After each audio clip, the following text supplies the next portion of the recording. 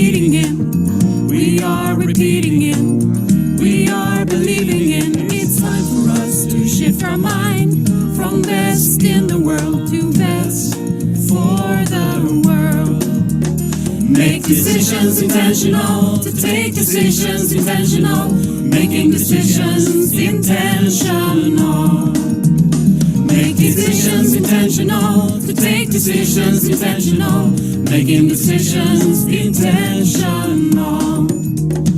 It creates a new world to mind a shift, intentionality, perceptuality, conceptuality. We are choosing to shift our mind to best for the world, best for our world. Make decisions intentional, to take decisions intentional, making decisions intentional. Make decisions intentional, to take decisions intentional, making decisions intentional.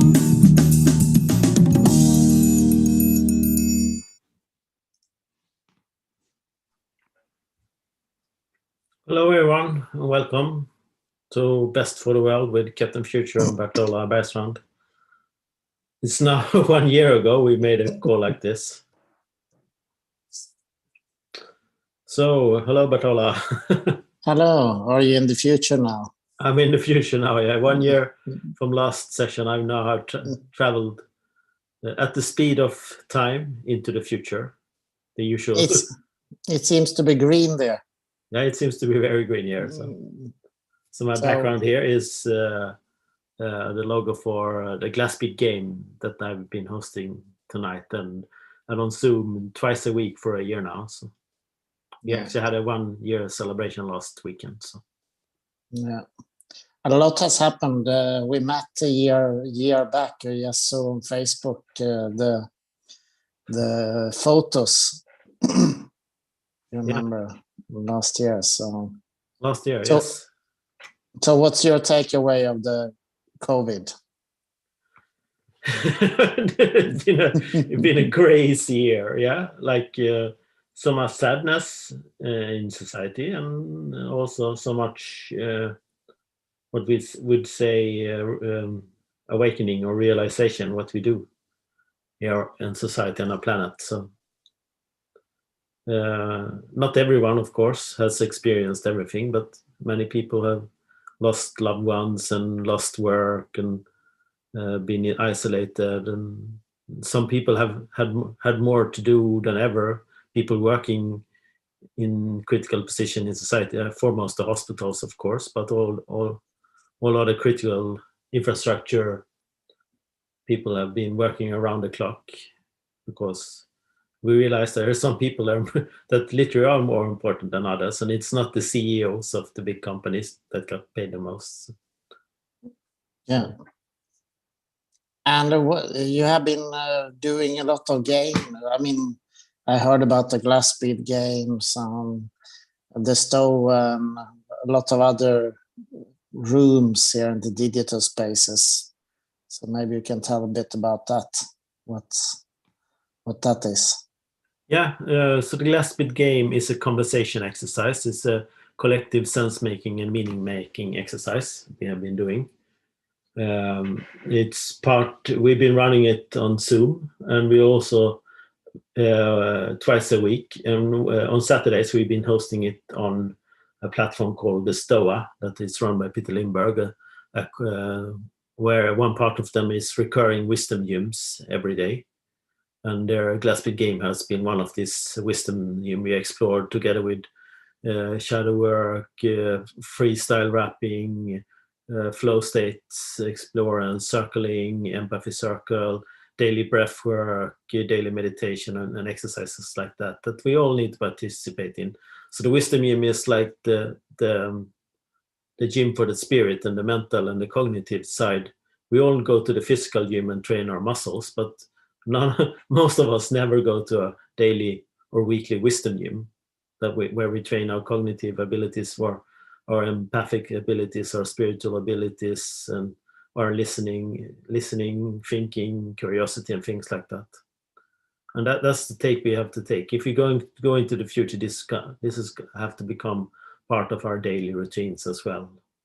And we've been exploring all kinds way to do it online now, because of course can organize local circles in every city doing this before COVID, but COVID took it online to Zoom foremost. And that has been a super interesting experiment, which exercises work and which doesn't. And Glass Bead Game is for me the one I like the most and works every time. So it's a fascinating exercise where you think about the concept like time, work, society, tomorrow, light, death, birth, and concept like that. And you try to think about them in a fun way, and then new insights magically reappear every time for me. So I wholly recommend it. We run every Saturday and every second Monday now. And we're also going to start up games on Wednesdays and Thursdays. So if you're interested, reach out to me. You can easily find me on Facebook, Twitter, LinkedIn. Yeah. You're muted, Bertola. And I think you have tested this for 1 year. So do you see that your listening capabilities and noticing what's going on in the world, has it increased, or yes, do you feel that you have improved? I feel I certainly have improved. I learned to connect the dots around how everything we do in society is connected, and all the subjects we play on, how they really, what is lacking and what we have to think about more, and how do we actually play society together. I mean, being human, how do we be human? Things that we should have with us in so many more aspects that it's not part of our daily lives. We trot along on our 24-hour life cycles of going to work, going to school, or whatever you do on your daily basis, and you go to the gym, you make breakfast, you cook dinner, you watch Netflix, but there's never that truly exercise on what is it we do here on planet Earth as humans. And that's put us in a position where we are now, that we overconsume so much resources and energy and put it out as carbon, plastic in the ocean, eroding topsoil, and so many more mini crises that all connected to what Thomas Björkman and others call the meta crisis. That's interesting. And what do you see? You see there that, okay, you have improved and you have met some people surely inside the Stoa and these other platforms and meeting places, but and you see you can connect the dots, and yeah, how do we make the change happen? What do you see? What's next step there? Yeah. The next step is scaling this up on a new level to see what we can do about it. So, do you get any feedback from the higher vibes? It's been a year of knowing and getting to know. This is of course a bubble we've been inside when we explore all these exercises. But many of us who has been in this has now gone on to Clubhouse and talking about this in a much wider sense. There's the Rebel Wisdom Network, there is the Emerge Network, there's the Stoa Network, there's Your Impact Network, there's some region networks. There's so many networks that and circles that are overlapping, of course. But now, thanks to places like Clubhouse and what Facebook was before, we can spread this much wider and faster. Like we've been spreading thoughts and ideas about this on Facebook for 10 years now, but you can see that the progression and the story is still in fairly small aware circles where we preach to the choir mostly. But now we have to open up. This is the decade where we have to take this on a larger scale and find some kind of acupuncture points and tipping points in society. That we're still going to be a small amount of people doing this, but when we can find a tipping point when enough of us do this, there's a cry for help through Greta's worldwide demonstrations on Fridays for the Future and stuff like that. They're crying for help, but we actually have to like go deeper into what is the solution, what is the action learning we start doing now. We talked to Sharma 2 weeks ago on Clubhouse about this.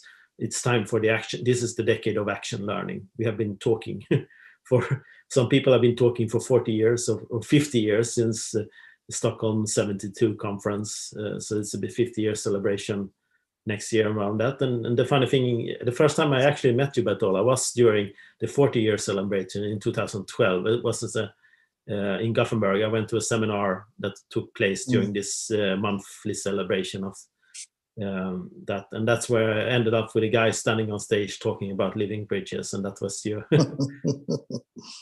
And here, these are the living bridges, the networks. The networks, yeah.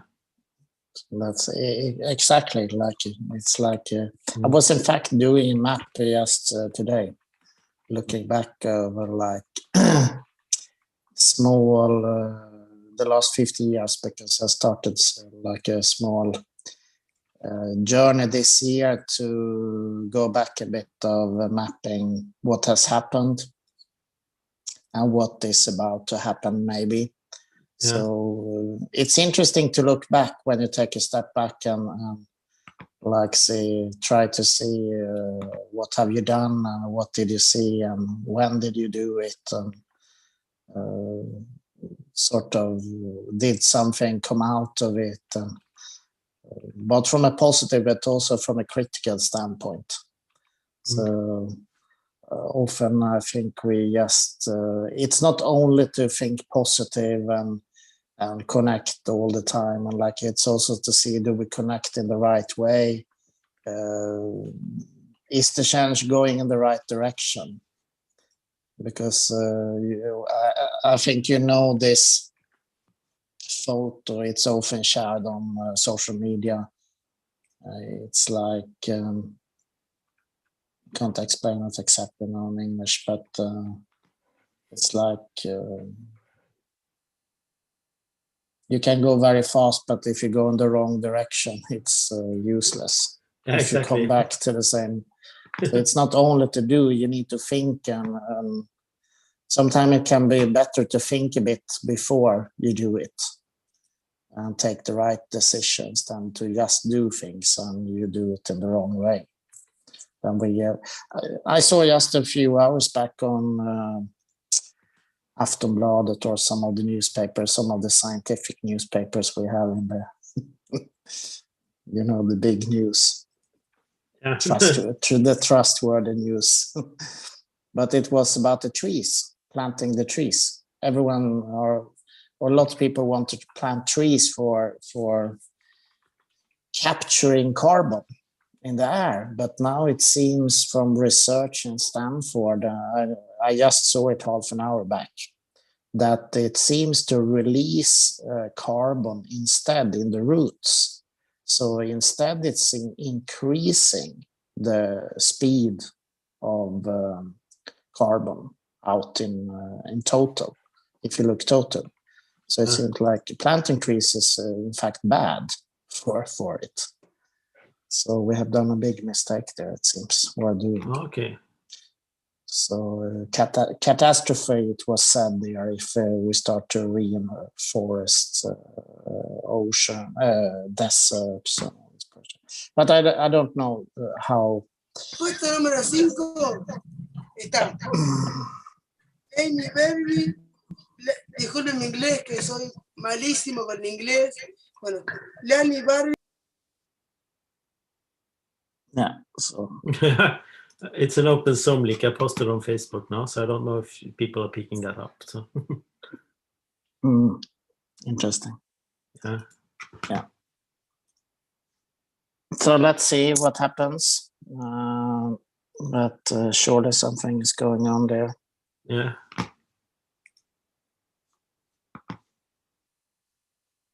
And in general, the Clubhouse started three months back. Yeah. So what's your experience there in Clubhouse?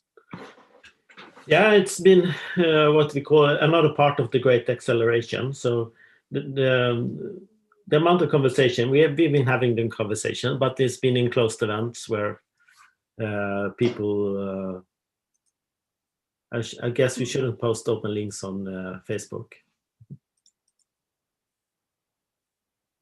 Well, I don't know who joined. Yeah, there was no one I knew. So I seldom have any problem where I share, but yeah. So I- it's been an interesting. We've been talking about change for decades. Like we said, 10 years now, going conferences, meeting people that are. you can share one on Learning Society and see. Yeah, I'll share that as well. So.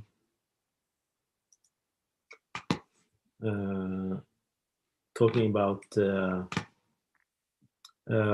what's been how we said a snapshot of some fucking guy sucking his own dick. I guess we're being trolled now. But where did you share it? In your? on my Facebook and LinkedIn. Yes, so it's people who follow you. No, it's public, so I guess we should. Instead, since there's no password, people can join. Yes, but it's shared in your personal stream. On my Facebook, yes. Yes, so it must be people who follow you or are connected to you.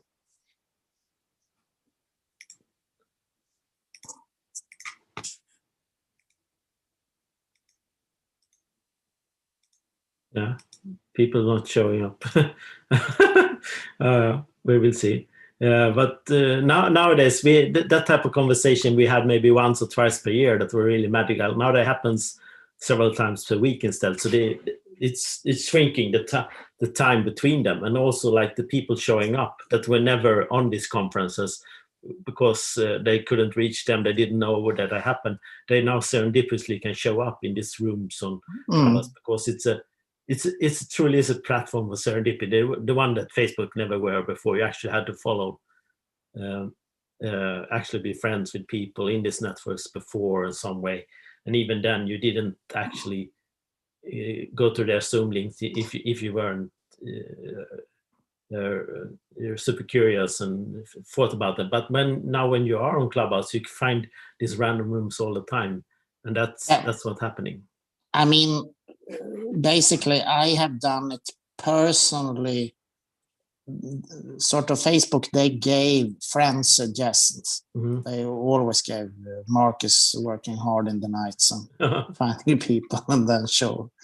If you connect with them, then you have sort of the serendipity effect. But if you don't do that, you don't have the serendipity effect.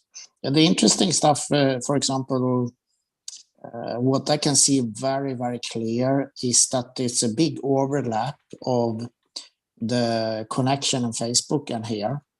So, so interestingly enough, I think people you have been connected with before, even if it's not 100%, it might be 25, 30%. Yeah. And Facebook builds a bridge into this platform, to Clubhouse. And LinkedIn, so they are amplifying each other. So they help out and building the, sort you can say it's a structural capital between the different platforms. So I think it will be super interesting to see now when Twitter and Facebook and LinkedIn, and when they start to have voice, if they want to open up the serendipity themselves, how they do that. Because with that amount of people, they're starting a dating service on this dating on Facebook. And it will be amazing to see based on how much data they have about people. Yeah. So imagine just the people who have been looking into passion, purpose, impact, sustainability. There must be millions and millions and millions already out there, and open up a room with them. Yeah. So the serendipity within the sort of sustainability bubble is probably 50 million only there, if they want to do it. Mm. So I hope this will trigger the other platforms also to open up, so we can, that would provide the real scale. think that we can really start to supercharge.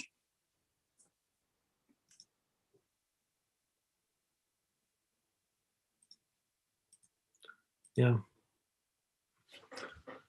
Supercharge. And I think next also is like, there was a lot of, there was actually an interesting tweet from the Rebel Wisdom guy today or yesterday. I will read it up here. So, What is the sign about, by the way? The circles. The sign.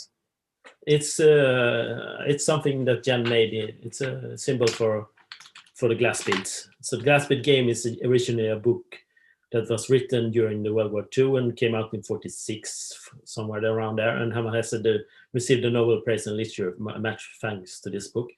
So it's a futuristic book on a person living in his whole life playing a game called a glass bead game. But the game itself is never described in the book, so we don't know what it is. So we came up. Lawrence and Jen and some other people made a prototype that they presented a year ago at the Emerge gathering, and then we took it to Zoom and started playing and doing it. So being exploring what could the glass bead game be, yes,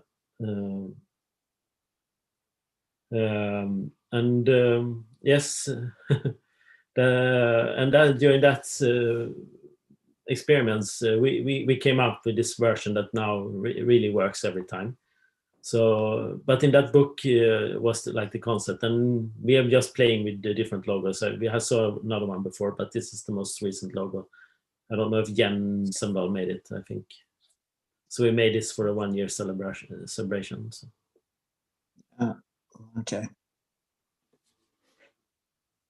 And you were looking for a quote. Mm-hmm. Yes, here we go.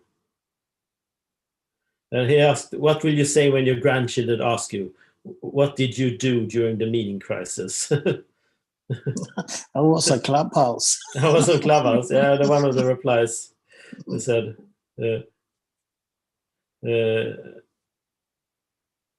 definitely watched several videos of people talking endlessly about it, was one reply. Well, yes, we talk a lot about this, but that's also what we do as humans. You shouldn't look down upon talking and listening. That's what we do.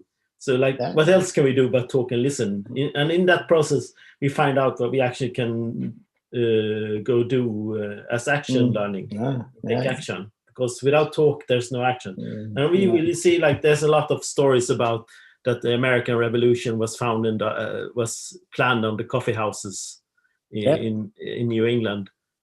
And the clubhouses are modern coffee house. And there was said that the British Empire was thanks to people coming together and sobering. So when coffee and tea hit England, first coffee and then later tea, people usually drank beer because you couldn't drink water by that time because water was polluted, full of illness. So you either had to boil water. Boiled water was not good back then, but you drank beer most of the time, and you were half drunk all day, and you couldn't think straight. But when people sobered up and started drinking boiled water with coffee and tea in it, they actually they put their heads together and came up with all kinds of devious way to colonize and rape the world. But we shouldn't blame them for that, because that has also given us the progress we have today. But now we have to step away from that colonizing mindset and come up with a new way of living here on Earth. And that's what we do in our modern coffee houses. And Clubhouse is by far the most interesting coffee house both you and me have seen entirely on the I think this is the best thing that happened on the internet so far, and maybe to humanity as a whole. This is our new coffee house where we plan the next revolution or the next step. The next step that isn't colonization of Earth or the solar system, a new mindset. No, it is a potential there, and then I'm curious. Like next step, see what comes out of it. Yeah, it's surely the dialogue is there. I think talk is a constant. It's a part of action. It's not separated. talk is because it's like communication. Communication is, if you read this article about sense making, a pioneering article written in the 80s, but it's from the Gulchman disaster from 1948, the fire in Florida. Yeah. About the article's name is Collapse of Sense Making. So how they survived 3 firefighters. One of them died in the fire. So it was like the name of this type of fires is like it's sort of a wildfire coming out from very, very quickly, and they have a lot of these, like we see in Australia and US. And the firefighters came in there, but they were misinformed about the fire, so they believed the firefighters coming with a helicopter. Flying down, that it was a 12-hour fire or something, that this was an easy fire, but it took them by surprise, and it was a very, very strong fire, and all of them died except 3 of them, and one died later because smoke, and I think he had burns, a lot of injuries as well. But they had used sort of, the learnings from it was that they used ancient traditions in this collapse of time in a very unique way. So he built this theory around sense making around that, Carly Weick. So it's pretty interesting to see how time and communicate. In that case, it was communicating with themselves. They built virtual trust. They didn't have anyone to communicate with in the fire and the smoke, but they looked at, based on interviews with the 2 people who survived, and probably they interviewed the one who died as well. For some time before, but they were able to communicate with themselves like an alter ego person. So like have this dialogue with yourself, communicating. So, and in that way, lead them in the correct decisions. Yeah. So that you can say talk, action, very close to each other. Constant feedback. The constant feedback, like when that's what when you go into the chaotic and complex action learning spaces that David Snowden defines as his Cynefin framework. How do you do action learning in a complex and chaotic system compared to a simple or a complicated system? Yes. No, it will be will be interesting to see this with Clubhouse, and I can see the formation there in the just going back 10 weeks. So yeah, exactly. The most funny part is this: before Clubhouse, we measured things in months and years, but since Clubhouse has been around so very short time, we now talk about weeks and days instead. So they're like, you can see the shrinking of time there, the acceleration. It is compact number of relations, and it's pretty interesting, this sort of micro innovations that happen in communication and networking. Not the least the silent networking I found pretty interesting phenomenon that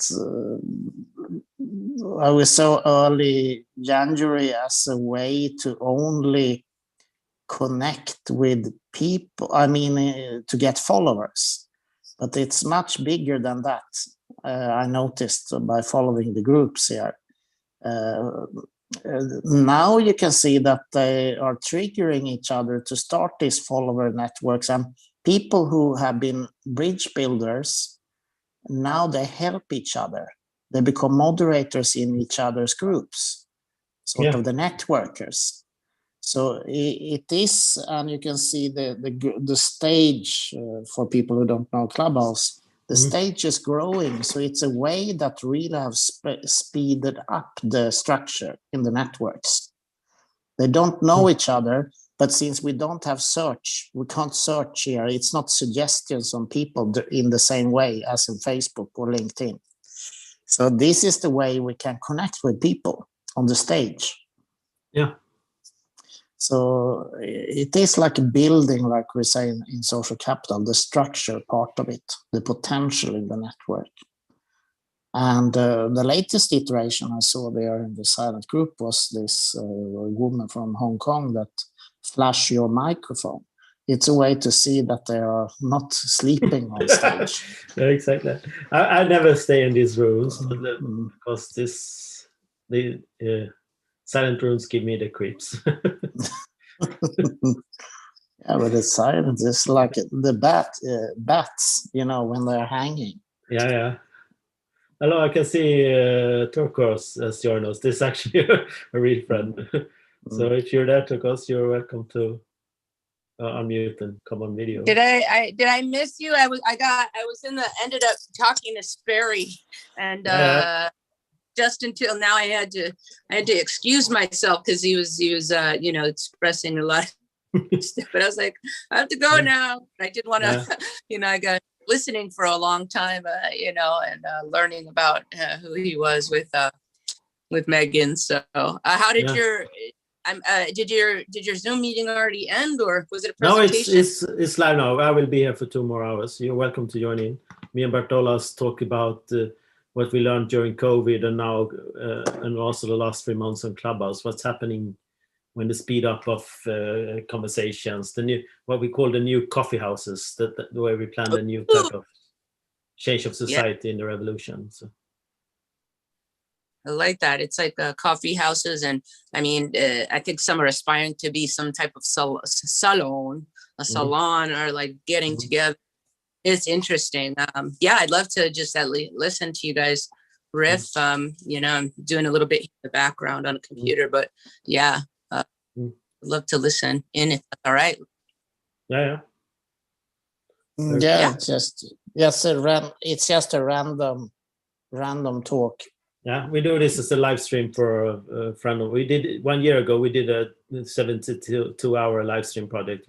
It's called Best for the World, and this is a 48-hour part of that. So I'm doing the night shift here because I'm in the night owl here in Sweden.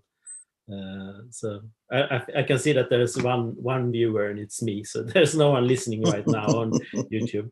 Actually 2 people right now. So. But the people will take part of this stream later, so we can share it out. So that's why we do this. I found today a professional lurker profile. Yeah, you said that. Someone put in the profile text on Clubhouse that there are a professional lurker. Me and Bertola has been talking about the lurkers on the internet for a long time, and they've been around forever. People watching and listening in the background. And on many social medias like Facebook, Instagram, Twitter, and LinkedIn, you can just watch and read posts and comments. We never, and the host never knowing that you have read them, because if you don't like them, you don't really know. On LinkedIn, you can, in most cases, see if someone had visited your profile page, but never more than that. But now on Clubhouse, you can actually see people in the audience down listening. So you can't lurk, you can't be invisible while lurking, but you can still just listen in conversation, never partake in them. And it's a funny phenomenon. And many people are listeners, and they're half curious, and there is also like a fear of public speaking, and a fear of expressing your opinion, and a fear of being judged or shamed and things like that. That's part of human culture forever. That's been a part of being in the hunter-gatherer societies. You would never been like shamed of the community and ostracized into the wild, and in most cases then sentenced to a lonely death, because most humans can't survive on alone in the wilderness. But there were also a select few that actually willfully left the tribe and wandered off to other tribes, because if we hadn't had that programmed into our genes of actually intermingling between tribes, there will be too much inbreed in every tribe, and none of us would have survived. So there's a great part in the opening of one of Carl Sagan's books where he talks about wanderers of all epochs and ages, and there's a fantastic online video called Wanderers, animated where we wander the solar system. But the words from Carl Sagan still give me the shivers. But most people are in fact succumb to the risk of shame in front of the tribe, and they don't want to stand out, and they want to conform and be homogeneous with the tribe and part of the tribe, because then you risk nothing. Yes, it's a famous article there, the myopia of learning. I'm too tired. I was awake very early this morning. So the myopia of learning, about exploration and exploitation of knowledge. Yeah. And it is about, you can relate it to innovation and different kinds of development issues. And it's always an over investment in exploitation of knowledge, and under investment and exploration for exactly that reason. It's a risk to go outside. That's to go outside your comfort zone or to another place. So that's a challenge. Yeah, it is. And going to social capital, that's also why over time or in sociology, you speak about homophilia theory. So over time, we become more and more like-minded in groups. We sort of gravitate to like-mindedness. And so therefore, we should invest more in mechanisms for going outside, because it's something we need to do in a conscious way. It's all unconscious, we gravitate to be like-minded. Yeah, it is. That goes to this survival. You can see it if you take your social capital point view of looking at organizations or businesses. You can see that's where did they get the new blood? Often you can see where did they invest in new endeavors, in new partnerships. And that's sort of when they got the new blood in the investments, or strategic people coming into the company, or like the linking social capital, the power into it. So even looking from a social capital point of view, you can look at why do organizations survive or don't survive over time. Like we have this famous company in Sweden that is often Facit, and yeah, Hasselblad or other. And we have the photo companies as well, who are not going to digital. Yeah, it's a lot of cases out there. Yes. On another subject, so today is apparently Earth Hour. That hasn't been, I haven't seen any big Facebook campaigns about it this year, that it's supposedly been every year. But it's a day, Earth Day, where we think about what we do here on Earth. And we actually played on that tonight on the Glasby game, and sacrifices. And the thing that came to me and several others was like, what is it we sacrifice today? We seek conformity, we seek comfort in our modern Western civilization. We stay inside our heated or air-conditioned homes. We go into our cars, single households, single cars, seeking this comfort, trying to avoid sacrifice. Well, the irony is that at the same time we actually sacrifice the future in our current way of doing it, at least. And like we all have our temples in society. We've been seeing the rise of the supermarkets and the malls that are our modern temples of consumption. And if you have an Apple TV and see if you put on the screensaver videos on your Apple TV, you can see fantastic flyovers of Hong Kong, Dubai, San Francisco, New York. It's a modern cities where the temples reach the sky on phantom scale. Like if you see the Brunei Tower, 800 meters high, like ancient builders of temple would be very jealous of our modern temple that reach almost to the sky. And this is our modern banking temple of the banking clans. And we have the mall temple of the consumer clans. And we have all these kinds of temple in our concrete, steel, glass, and asphalt jungles.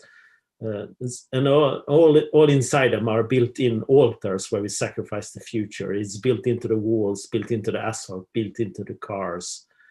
And when you think of this, I'm a big fan of Terry Pratchett and his talk about whatever we worship, there's a God collecting that worship in a funny, silly way in several of his books. And I one book dedicated to it called Small Gods.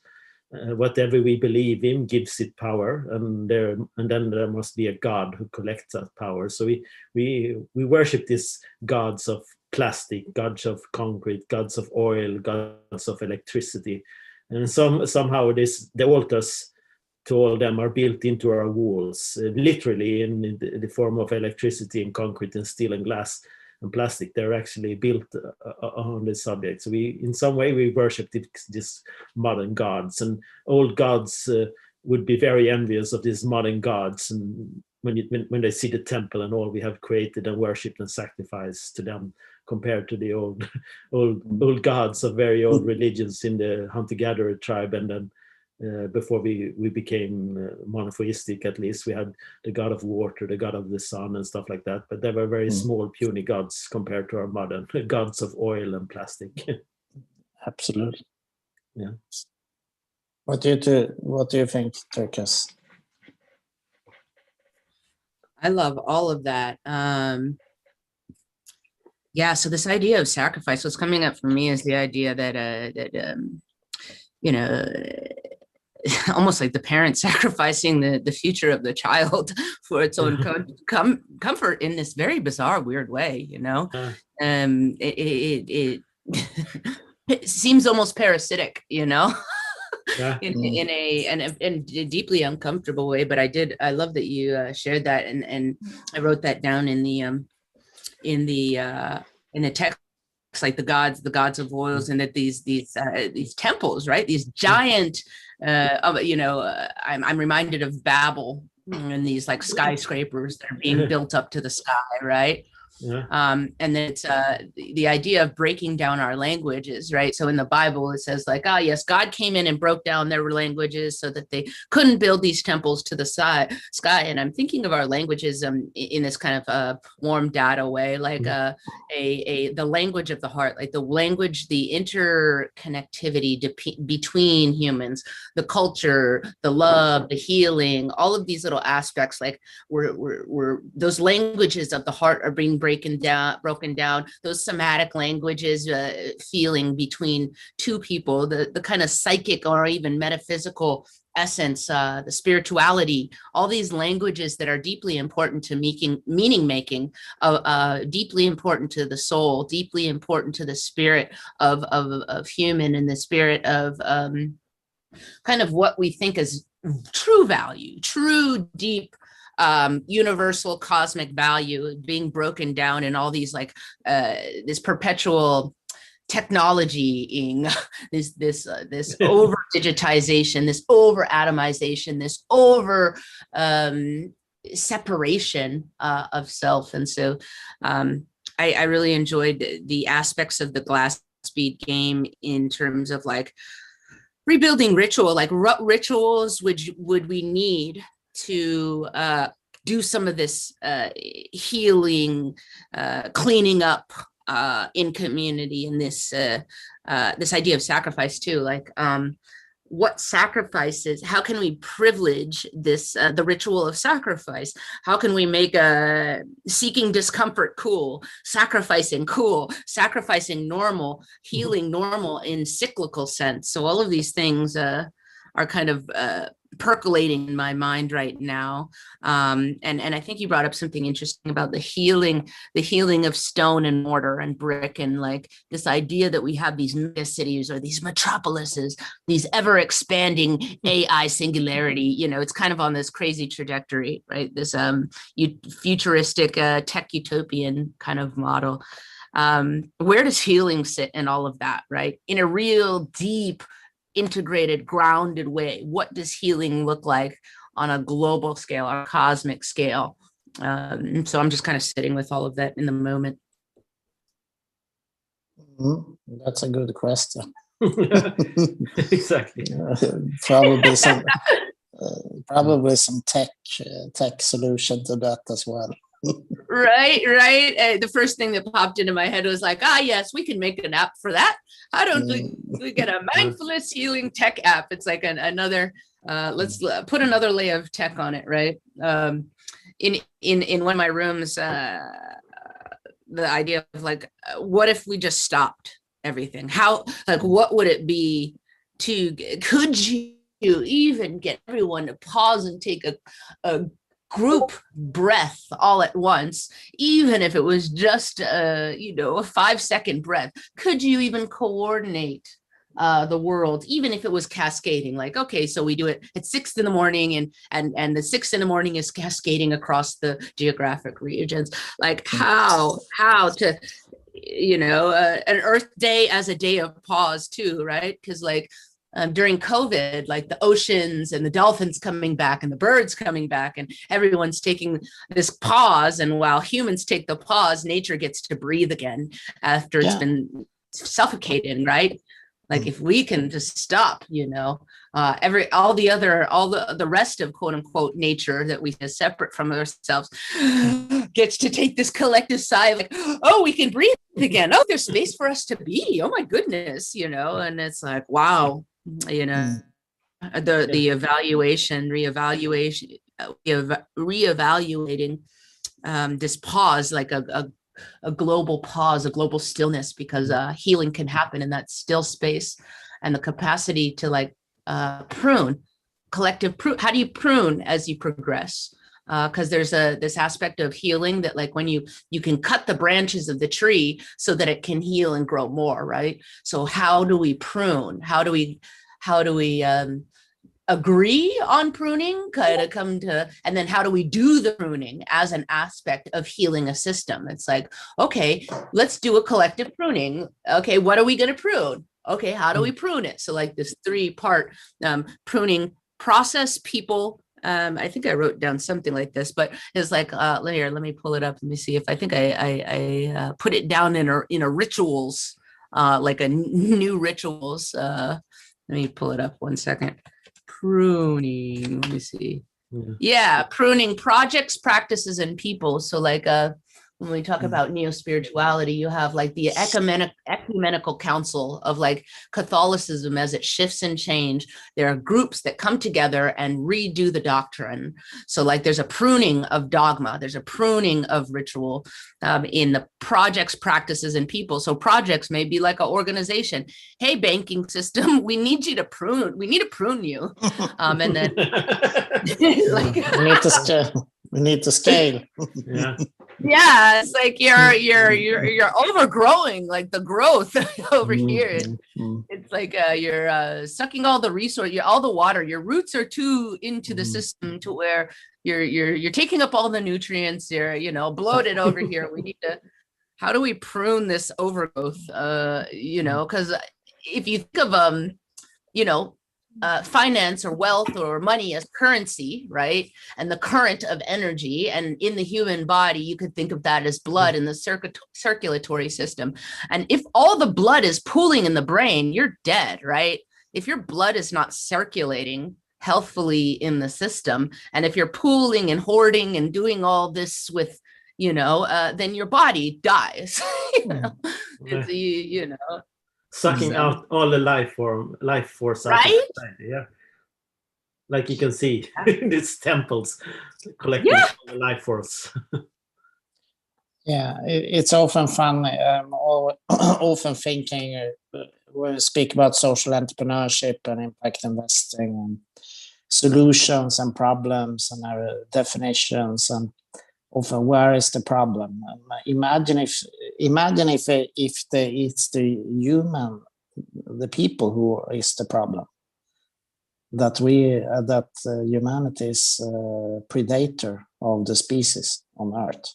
Yeah, like Yeah. like We what are Agent Smith talk about in the Matrix. We are the locust, the virus that consumes everything in our way. if we don't change them. But so far it seems like we are like på bekostnad av, too tired to find the words now in English. But it's like more and more we consume for our growth of economy and everything, like other species die. Yeah, what we call the Wendigo, the spiritual disease that we have in our. Wow, that's a nice. Yeah, picture. now you can see Torkos in a studio as well on video. So. She played a fantastic song for us earlier. There you are now. You're on video.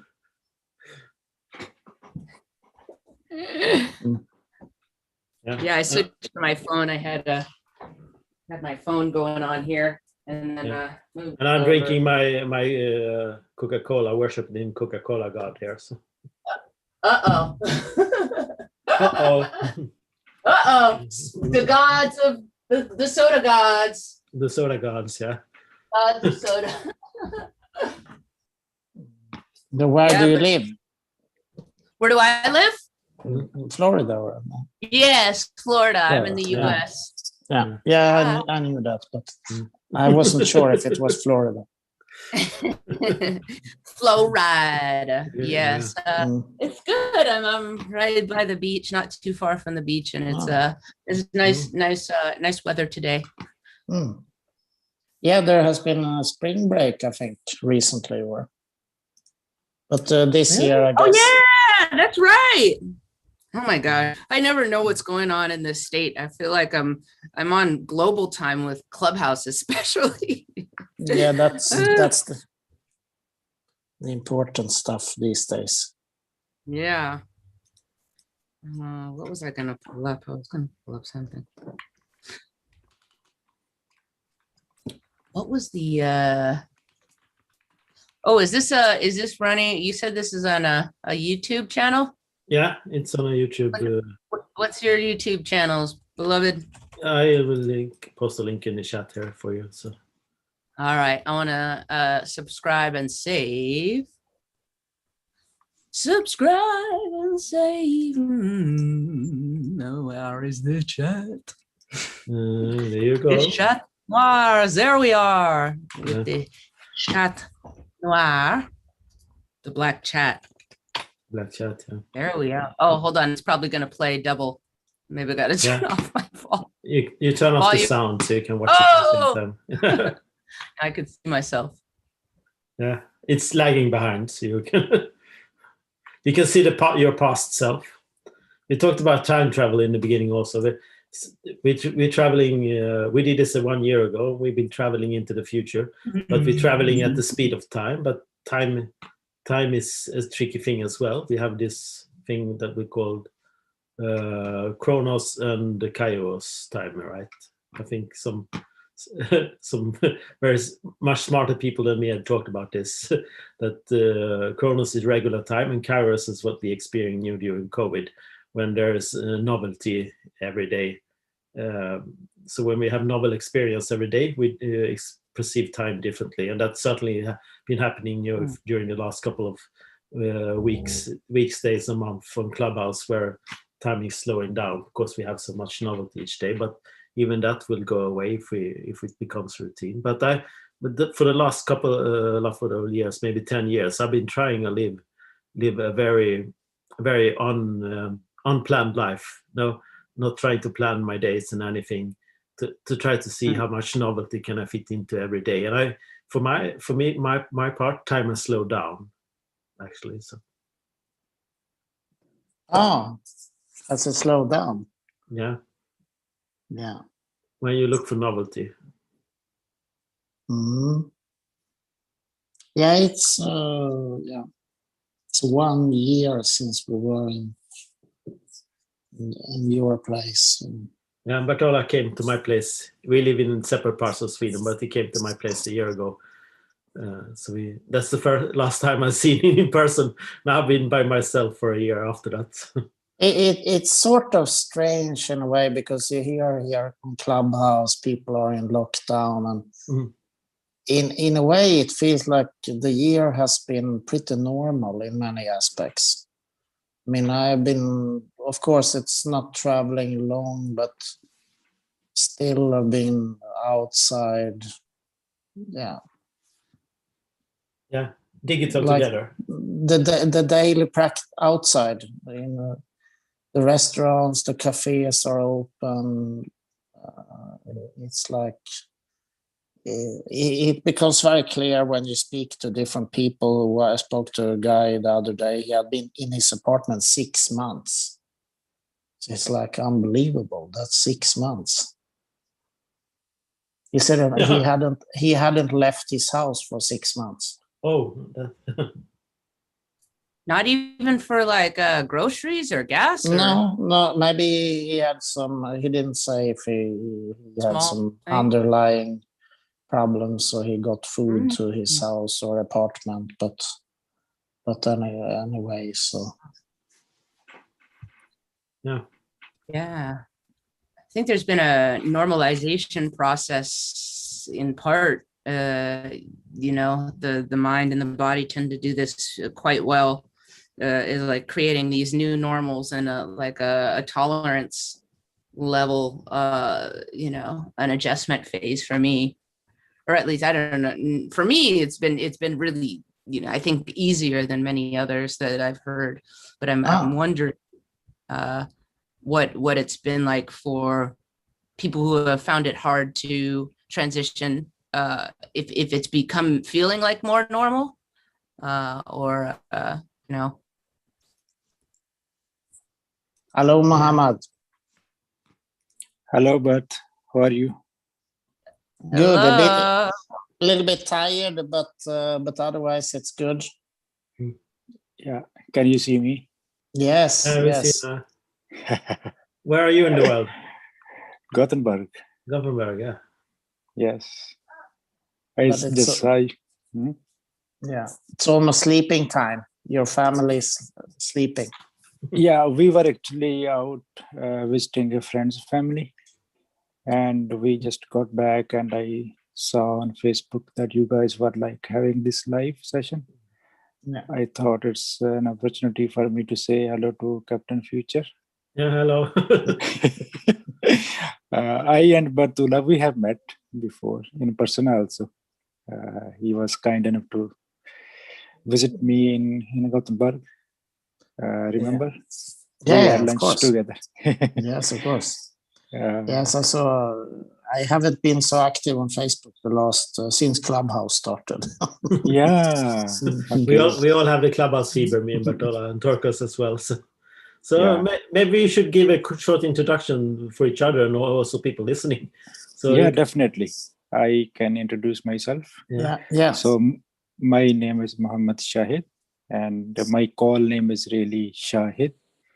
So I'm basically an electrical engineer with the specialization in data science. Came to Sweden in 2008, did my master's and PhD in data science, and then I was university professor for 2 years here. And now it's more than 3 years I'm working as a senior data scientist at Volvo Cars in Gothenburg. Oh, cool. And you also have some startups that you're working on. Yes, some startups which are still in startup phase, which are related to learning and educating people. Yeah, and you are also sharing knowledge to Pakistan. Yeah, I mean, I'm doing a lot of things. Sharing knowledge, basically the values and the knowledge that I get from Swedish society. I feel pride in sharing that knowledge back to people in Pakistan in many different ways. One of them is this YouTube channel that we created last year. So we are making a lot of videos about different topics from which people in Pakistan can get benefit from. And in addition to that, I try to interview people around the world. So that I have found that it is a good learning experience. So either you can read maybe 10 or 100 books and learn something, or you can get hold of a smart person like Bartula and interview him for 40 minutes and you get equivalent knowledge. So that I also do sometimes. In different fields, of course. Yeah, of course. Yes. And recently there is this organization called Apps Europe that was launched last year. It's association of physicians and surgeons with Pakistan origin. So this organization was first made in UK like 16 years ago, and they made a lot of milestones, a lot of good stories there. And now they have been thinking that we should launch it in Europe. So in all the countries of Europe, not only UK, which is not maybe Europe anymore. And then we also thought that looking at the current era and future, doctors alone or physicians alone, they cannot do much. They need researchers and scientists from, let's say, with my background, like data science and artificial intelligence. So that organization was launched last year, and this year we made Sweden and Finland chapter for it, and I was appointed as country chair for Sweden and Finland for this organization. Are you familiar with the concept of warm data that Nora Bateson talks about? Once again, I missed you. Are you familiar with warm data that Nora Bateson talks about? That is contextual data. Maybe you talkers, you're very familiar with that, so, right? Yeah. I would need to hear more about it before I can say anything. Yeah. Oh my God, no, Kevin Jones is joining as well. So. Kevin! How you doing? How you doing, Kevin? I'm doing well. How are you guys? We're good. Fantastic. Tired, a little bit tired, but doing some late Saturday nights random talk. Oh, okay. What are you doing? What are you up to? Well, you know, we just completed a crowdfunding thing for this friends and family funding for entrepreneurs who don't have a rich uncle, focusing on Black and brown entrepreneurs in the U.S. And it's really kind of an odd thing. They aren't able to access these loan funds because they don't get friends and family funding to get runway to hire a couple people and then get the clean financials, 2 years of QuickBooks that they need. And in Charlotte, which is near me, there 95% of all Black-owned businesses are one employee. And in Cincinnati, when I worked before, there's 92% or 2 employees or less. But there's nothing focused on that. They're all focused on startups, whereas most of these folks have kind of a business that's resilient but a side gig. And so we give them equity, and we just raised $6,500 based, and with our 20, that will get us a match of 150. And we're looking at a couple pilots in a couple of other cities that want to do it. So it's a weird thing because there used to be these loan funds. Nobody cared if the money got out the door.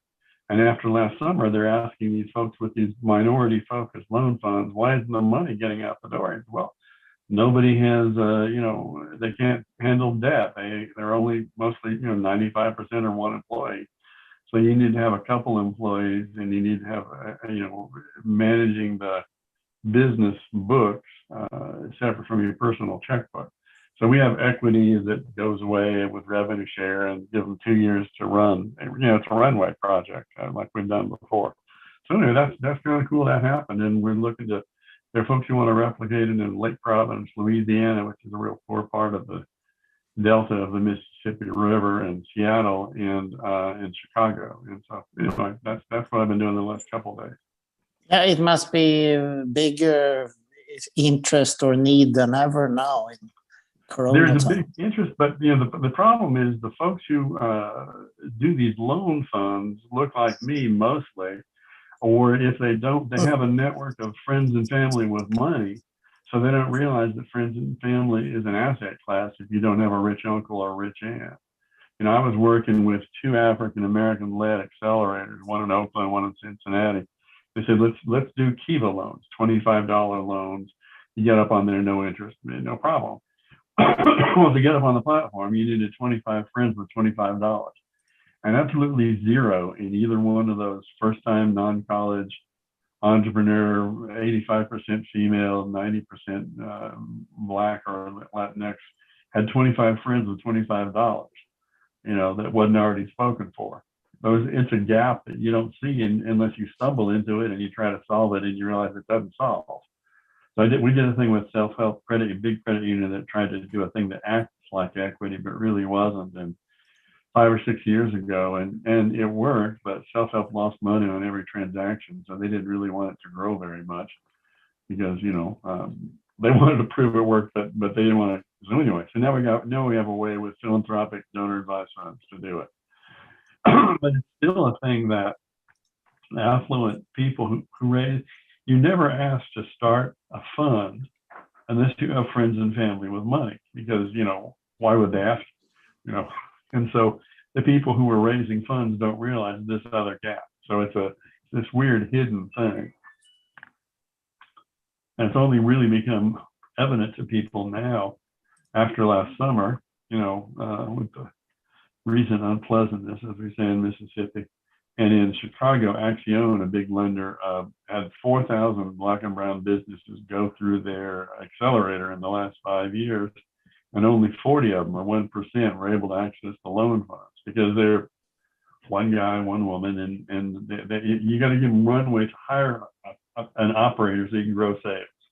And then when you grow sales, you can hire another person. You get a clean set of books, and you can get one of these soft loans, is what they call them, from a community development finance institution, and then you get to be bankable.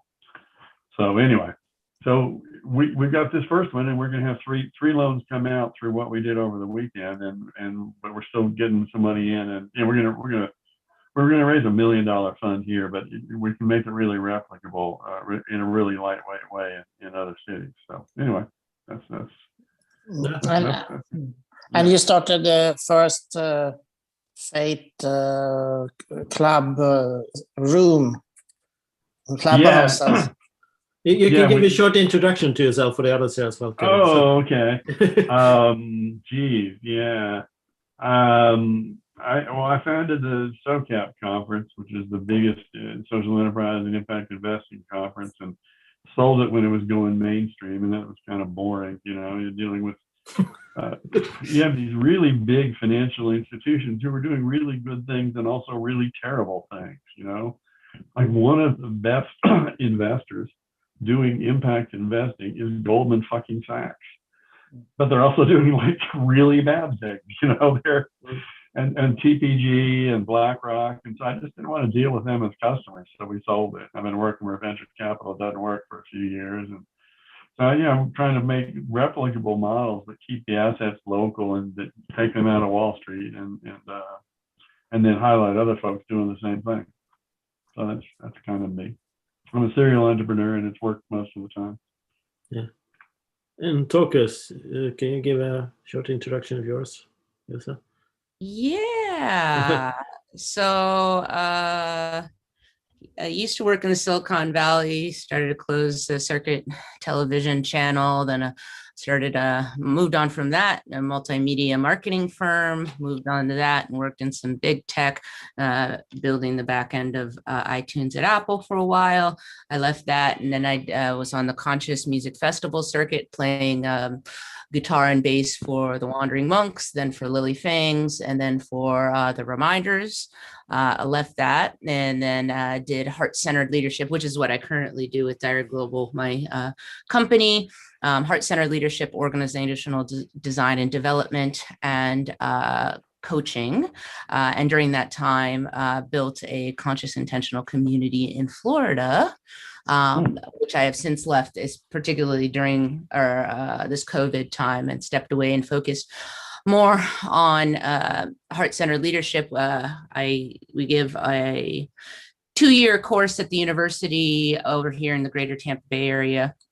So that's one thing. And then deliver workshops and seminars for Fortune 500, and currently partnering with Shirzad Sharmin of Positive Intelligence to wrap that SAGE mindset into some of our leadership models and our coaching and stuff like that. So kind of doing the intersection of cognitive intelligence, emotional intelligence, metasystemic intelligence, and spiritual intelligence and somatic intelligence in terms of leadership. So I know I've been on with Michael on the integral leadership stuff, doing the it's sort of stuff. So that's wrapped into a lot of our 2-year program for engineers, particularly bringing some of those soft skills, but also self-awareness, consciousness, mindfulness, and all of that kind of sage wisdom. Like you mentioned, the Nora Bates and stuff, that warm data, like how do we as sciencey people, hard,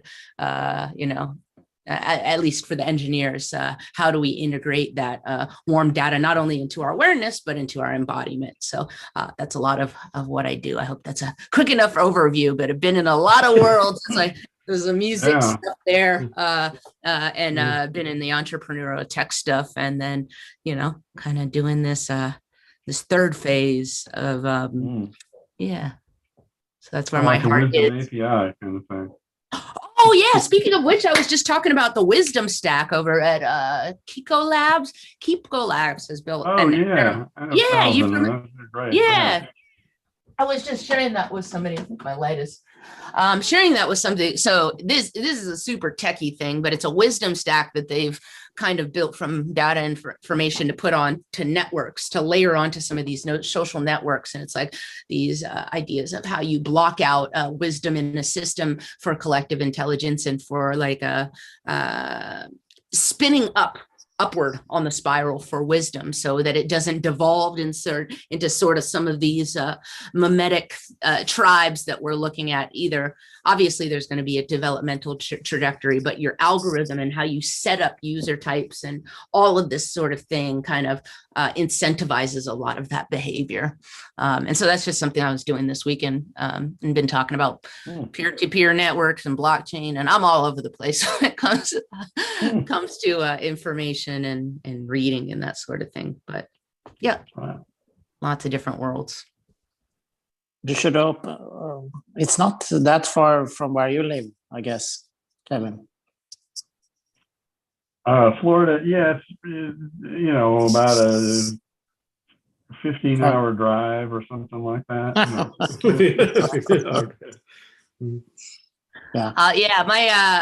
Some of our other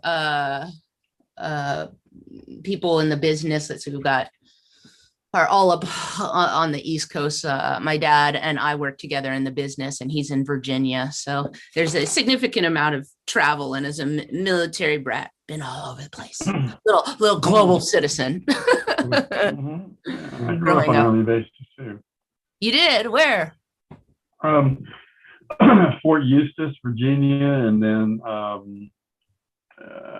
Fort Dix before that, actually, and then my brother he's older. He'd been to 11 schools in 11 years, and my mother decided he was going to go to one high school, so we moved back to her hometown, which was Hayward, California, where her mother was, and so I settled there when I was in second grade. But we moved up, a whole lot early in the first 7 years, and then then we settled down for a while. Yeah. But being an Army brat, it's like, who are these new kids? What do I do? Yeah, well, it's interesting.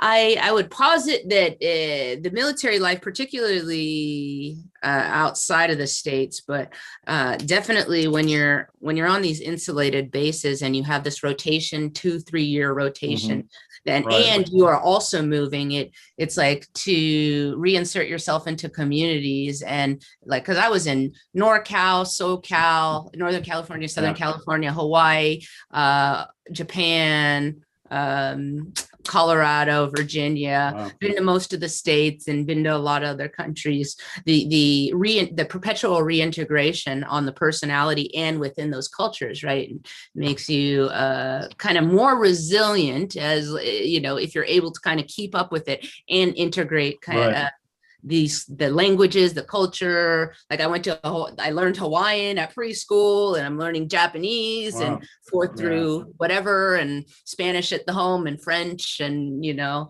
and I'm biracial, so I'm at the intersection of multiple races and immigrant, and so like all these swirling identities,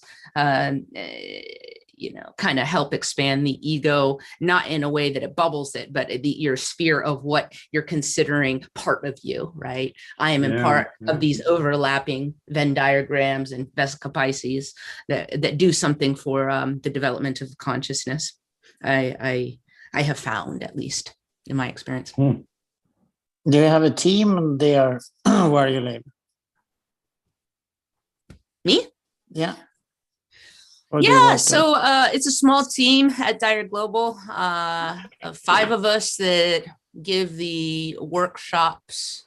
Yes, 5 of us, and then and we have other contractors that work depending on what it is, and then we work with other leadership businesses. That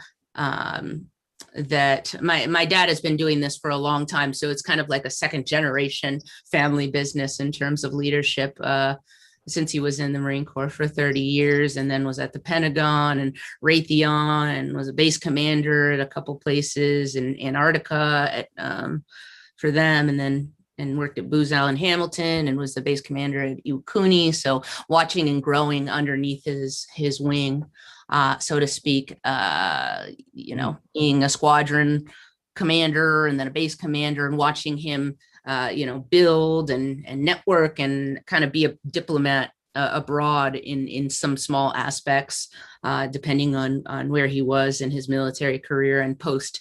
That has been part of my learning in terms of leadership. Like, how do you manage a whole base, a whole ecosystem of families, and you know, everything from the BX, to the commissary and the theater and the flight line, building a whole flight line, putting sand into the ocean so you can build up like these $1 billion projects for the Marine Corps, or and the Navy and stuff like that, and manage like the warm data between to wrap it back around, of families. Like, how are families healthy and happy and well integrated, even though they're constantly moving, right? So yes, it is a small team. To make a short answer long. Cool,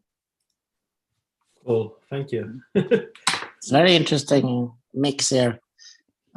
You did it here, Kevin. Muhammad is in Gothenburg. He works in Volvo, and he maybe you shortly can tell a bit again for Kevin, because it's also that you learn Pakistan, which I found pretty interesting, like a bridge learning the Swedish society to Pakistan. Yes, yes, I can do that. Hello, Kevin. Hello. I think I was introducing myself, and maybe I was done introducing myself when Kevin joined, so I can go through it again. Did you, Kevin? Did you hear from Mohammed? Didn't hear anything. No. Okay. You came late. Okay. So I'm born and raised in Pakistan. I did my bachelor's of electrical engineering there. Then I worked there for 3.5 years. After that, I moved to Sweden in 2008. Did my master's and PhD.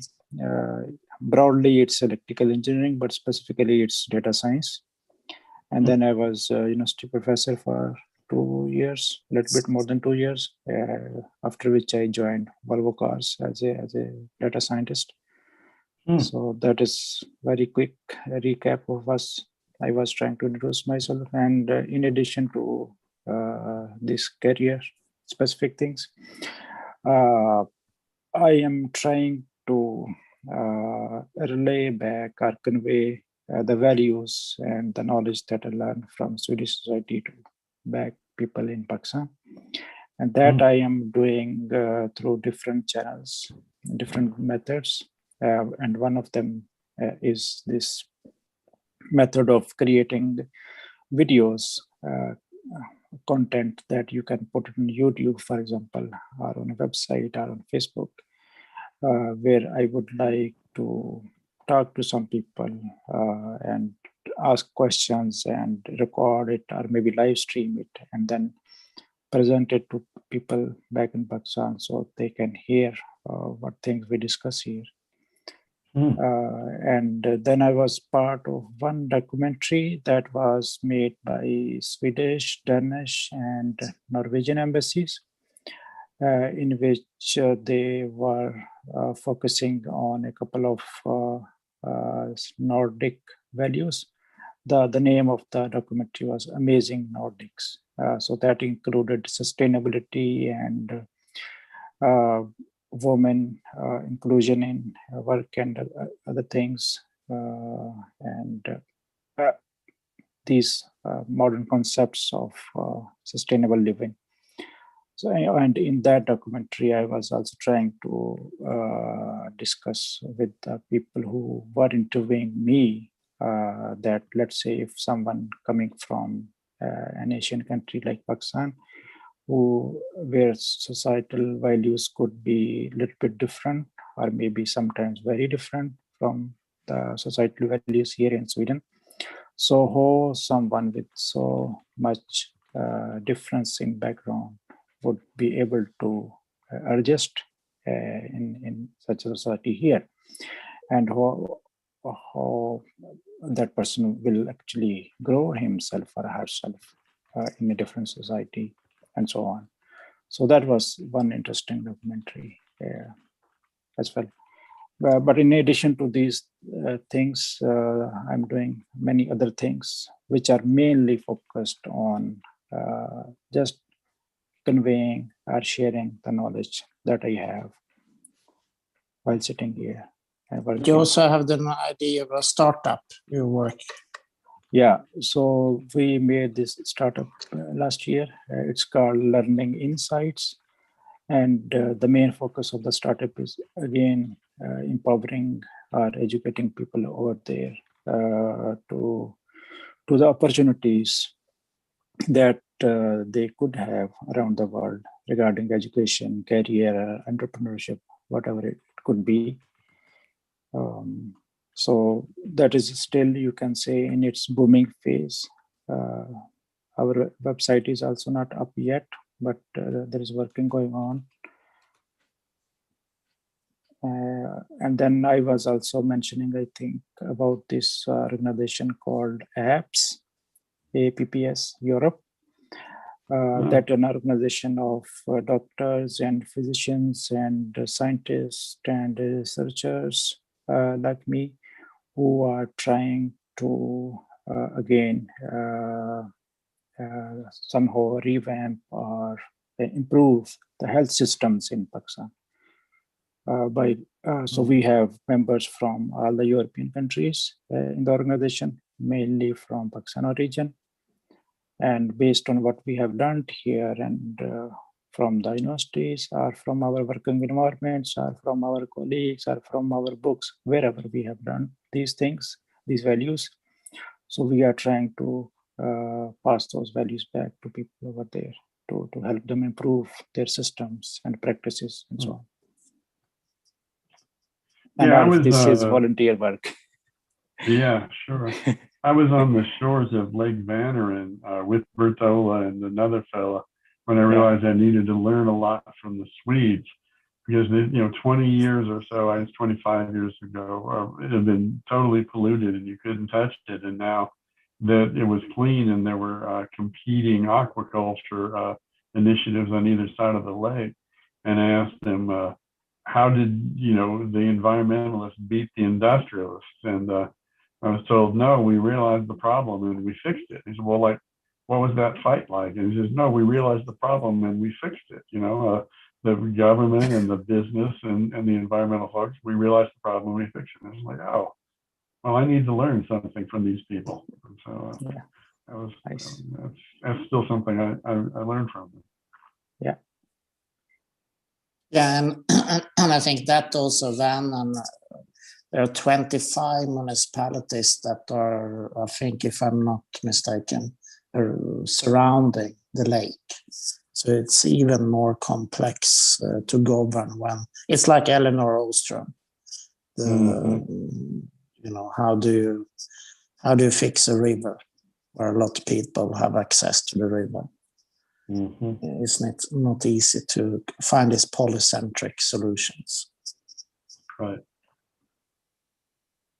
Dr. So there's a Steve, UNESCO Biosphere Reserve there that is really helping mobilize that. Yeah. And understand it. Yeah, exactly. Yeah, exactly. And what is Rosalie doing now? You're muted, Kevin. So we have this thing, faithfinance.net, and we're reimagining God's economy. And in broad sense, so I was like one of the early people with this impact investing thing, but then it went mainstream, and everybody's really happy that some deals you can be market rate and still have an impact, still good. But really, a lot of times you have to pay for the cost of doing good. And so there's this countervailing movement of what they're calling catalytic capital. And there's some foundations in the Midiar network, and MacArthur and Rockefeller engaged there. And that's the capital to make real change. You need to be patient, and you need to be flexible, and you need to be willing to risk, and sometimes, concessionary, losing money. And our premise is that people of faith can be that kind of catalytic capital, patient and flexible and willing to take early risks and willing to take less money. And we want to build a big kind of coalition but there's a real odd thing. I just published a thing on it that found in the US, faith-based institutions provide 40% of the social safety net, bigger than any other sector. But foundations don't like to deal with faith-based institutions. And so they only give them 11% of their money because they just think they're stodgy and divisive or whatever, and they aren't looking at what they're really doing. And so a lot of places you have parallel philanthropic safety nets, one by the faith-based institutions and one by the foundations funding secular groups. And so we think that, they need to partner. One, faith-based institutions are doing much more than they realize, doing much more than foundations, actually. And so we want to bridge that, and get them to see that, they're valuable strangers who can be unlikely allies. And we're looking to do some convening, but also some discrete partnerships and things. But there's a lot of cultural, the foundation people are mostly, New York kinds of folks, and they think the world is more secular than it is. And, $4 out of $10 for safety nets in cities all over the country are from faith-based groups, but the foundations, piss on them and don't see it. So we're building that kind of thing. And then we're building up a cohort of there was a long time where the white church in the US kind of retreated from the culture, and the black church did not. But the white church retreated to kind of a personal spirituality thing. And they were saying, no, it's time to re-engage with the community. And, it's been a wake-up call both with these Christian nationalists who were like, bought and sold by Trump, and the other folks saying that's not us, and so they want to engage. And so that's, we're working, that intersection of those folks who want to say these weird Christian racist nationalists are not us, and we also want to engage. And there's been a real spiritual awakening after, George Floyd, et cetera, saying, we want to do something. So and that kind of emergent intersection is a place we work pretty well. Okay. Kevin, I love this website. I'm looking at it now. It's really nice. I had a question. Yeah. what would you say is the biggest hurdle or kind of, so I'm interested in this idea of like large scale collaboration, like collaboration through complexity, right? Right. And you're kind of describing a little bit of this here with the intersection of cultures, of secular organizations doing good, and like, what would you say is kind of some of the biggest hurdles when it comes to kind of cross paradigmatic collaboration, like when you have multiple worldviews? What are you seeing? Yeah, good. Yeah, that's a good point. I'm going to reach out to the. There's a blog post. Here's the thing I'm doing that I think is going to be pretty interesting. And I'll drop it into the chat here. Let's see, chat is up here. So, you know, we got this, there we go. You know, new lightweight equity funding for entrepreneurs who don't have a rich uncle, right? And so one of the things we're doing is a youth engagement around that. And I can get a little geeky and describe it, but I think it's a pretty interesting model. I've got a how-to blog I could post too. But basically, there are a lot of people who want to re-engage across race and class, you know, black church and white church, pretty much, Latinx some. But, you know, the real divide is kind of black and white. And so what we're saying is that, you know, you donate to your church to a thing we're calling the perpetual mission funds, because that doesn't, nobody has to do any behavior change, right? And we take that money and we put it in a national donor advisement at Edward D. Jones, which is a big, you know, financial house. And then we put it out locally in through a thing called the CDC, Community Development Corporation, which is a nonprofit just doing local community grassroots work. And they can take that money and invest in minority businesses by your local CDFI, Community Development Finance Institution, which are the ones who have these loan funds. And then when the money comes back, we're saying give half the money to the young people in your congregation and have them invest in something that takes 5 years or longer. So you start looking at root causes and stuff. And you have to see with a little money, because kids can't wait, you know, so we'll get a $1,000 donation. But then when the money comes back, you have to decide on what to do with it, with the community you're investing in, right? So you have affluent white kids who, you know, and working with, you know, kids from poor black neighborhoods to decide together what to do with it.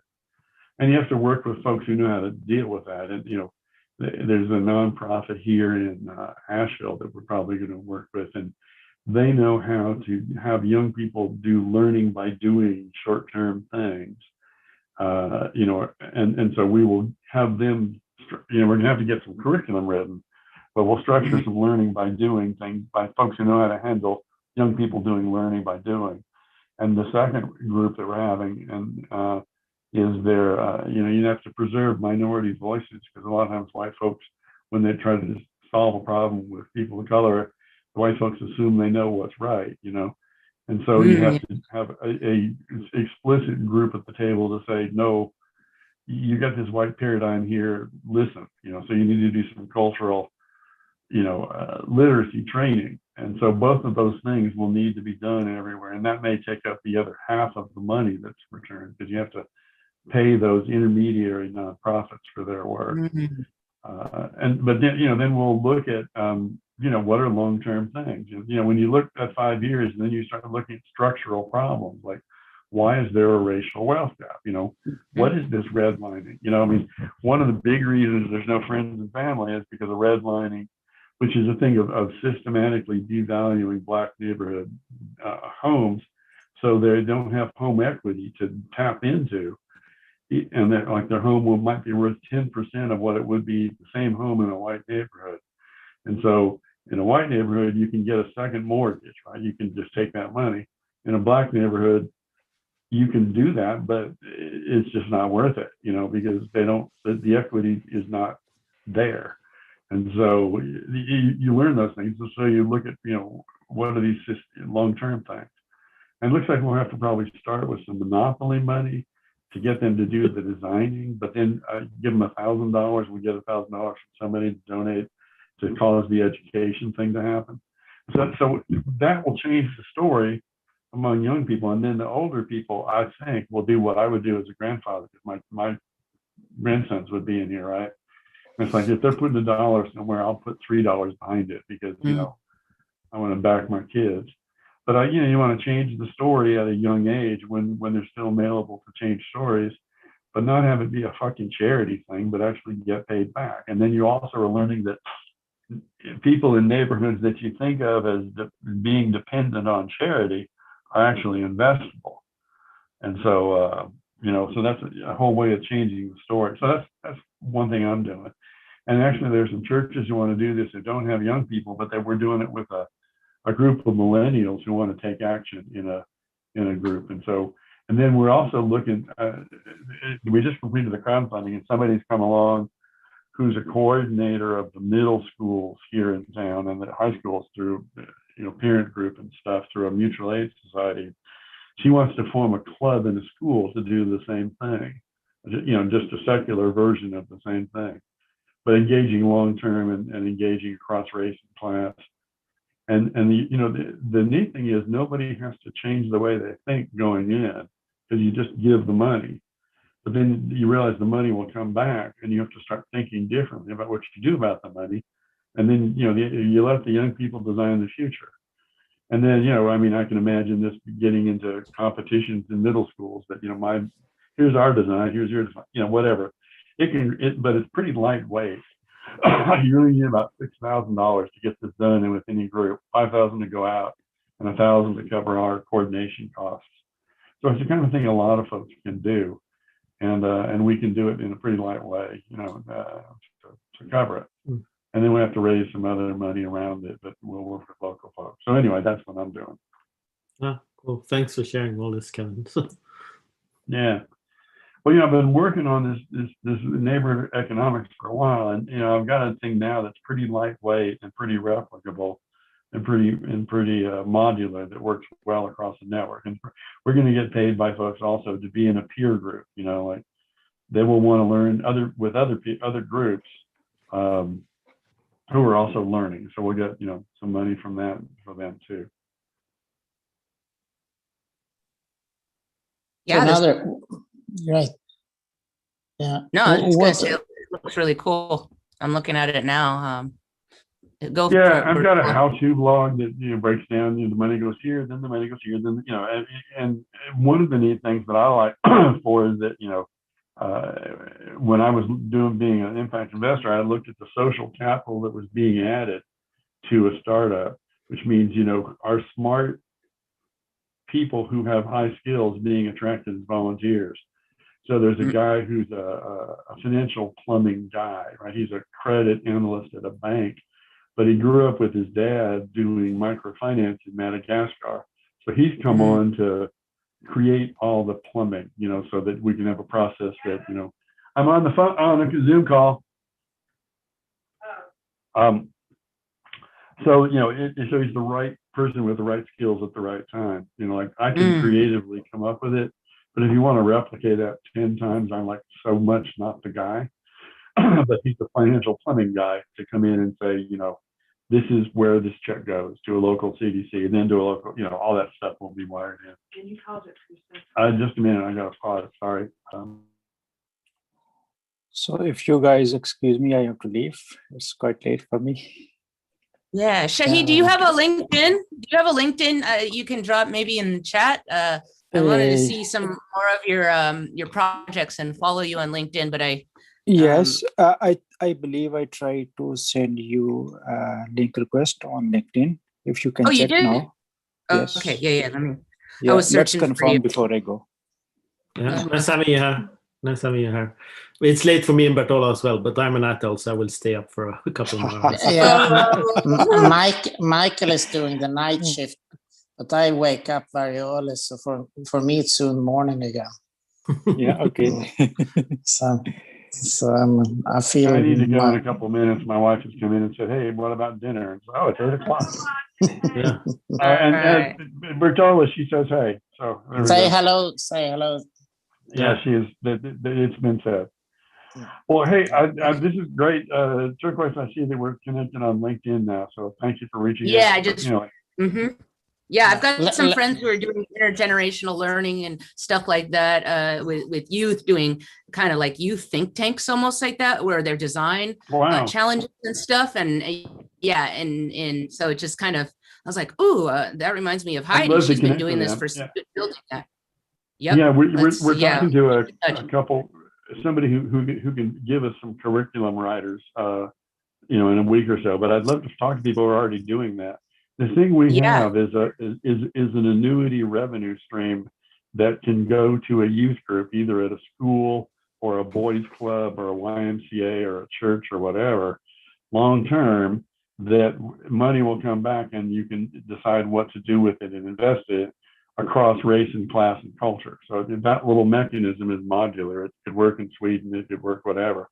And we're not, we're working with like 5 different churches first, but then we have somebody who's going to build the youth club, because she's a coordinator of middle school parents and stuff. So she wants to build that, and let's go ahead and build it. And that's one of the neat things is that, the right social capital gets added if you're doing a thing that is right, And so her coming along to say, I don't like the church, but I work with all these middle school parents, but and it's a mutual aid society around that with, and she's like the middle school coordinator. So but let me do it in a club, and so the same mechanism can be plopped in, faith-based or not, but it's just that young people designing the future with money coming in rather than begging for donations, and investing in people who need the money, because nobody gives them this friends and family money.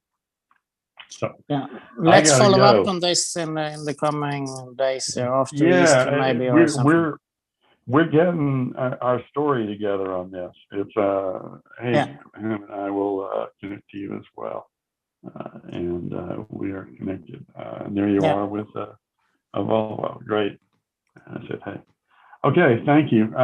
Sorry to pop in and out, but anyway, that's that's the whole idea of this conversation. It's a pop in, pop out conversation.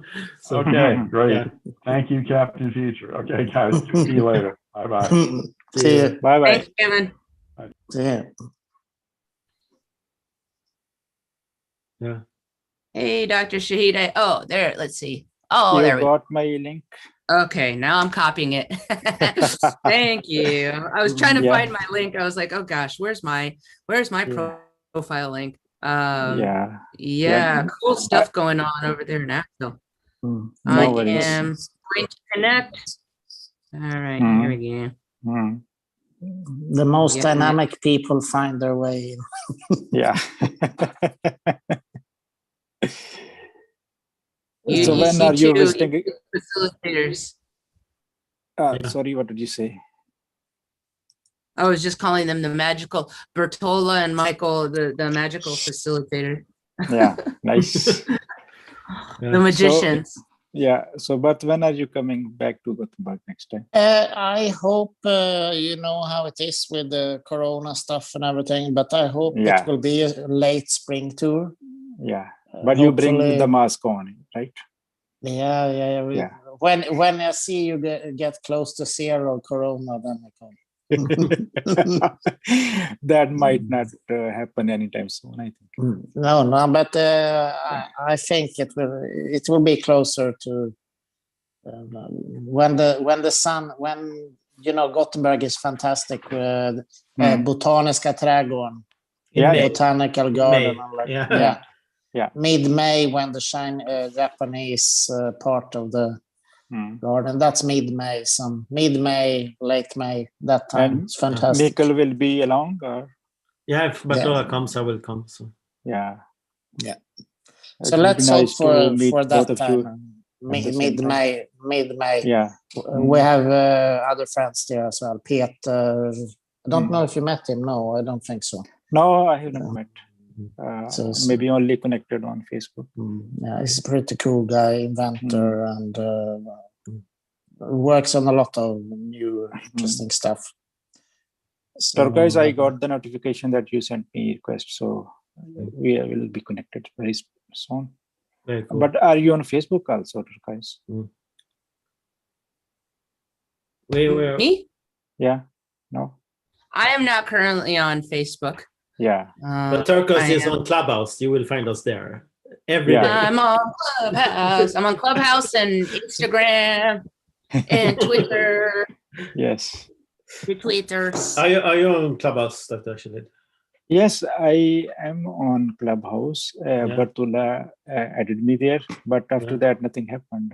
I think I joined one of your, I don't know what is the term over there, but it was some conversation going Learning on. Society, yeah. Yeah. There he is. Yeah. I found it. Yes, please get me connected. And I joined there, but then I didn't have the chance to talk much, so I just left. But yeah. You have to come back. We're hosting a room tomorrow, me and Bertola, tomorrow night. So come back. I can say that the Pakistan community is starting to grow now inside there. Yeah. So the fact is quite, but like I think the Android countries are coming now, step by step. So hopefully it will be interesting to see, and I hope it will not take too long time before you get Android version. But if you are having this conversation tomorrow, I can try to join. At what time is it going to be? 8 o'clock. 8 o'clock Swedish time on Clubhouse. But we have something called Listen, Link, Learn, so it's more like this style. Come in and what's on your mind. Yeah. We also, there are a few other people who want to give a bit presentations, like Otto Scharner was the other day. We have another guy, Ernesto Ciroli, who's fantastic. You can look at his TEDx talk, Shut Up and Listen. Yeah, I have actually watched that TED talk. Yeah, that's a nice one. Yeah, so he will do. He's working on a cool project outside Rome in Italy. And some other stuff. So, but tomorrow is this like informal style day, 8 o'clock tomorrow night. Yeah, nice. Robin Wood has integral leadership before that as well. Robin and Eric, 2 hours. Yeah, exactly. 6 o'clock. What time? That's tomorrow. That's tomorrow. Robin and Eric. Yeah. So 6 Central European time. That's noon Eastern time. So 6 Swedish time, and then 8 Swedish time. Yeah. The important noon and 2 p.m. Florida time. Yeah. Okay. Thank you. Noon. And you said noon and 4 p.m. What did you say? 2 p.m. 2 p.m. All right. Yeah. I'm gonna put that into my. I think my week. So let's say, Bartula, I'm following you on Clubhouse, and if you start some conversation, do I get any notification? Do you follow Learning Society Club? Okay, I will try to find it and follow it. Okay, yeah. I do that. Yeah, just search Learning Society Club and follow the club. Then you will get notifications. Because I do not know much actually. You will see Clubhouse. Me as well, because I haven't set up the event yet. I will do it tomorrow. But if you follow the club, you will get notifications. Yeah. So I wish you guys have fun now. Have a nice time. It will be super fun now. Michael will jump up and give dances. We dance around this time. Yeah, nice. Very nice, moves. Michael. Yeah, nice seeing you. Yeah. Okay, nice to talk to you, and nice to meet you. Nice meeting you, Mohammed. Yeah. So hope to connect with you again sometime. Yeah. Yes. Yeah. Bye. Bye. Adios. No. That song you sang before tonight, is that the song you've written or?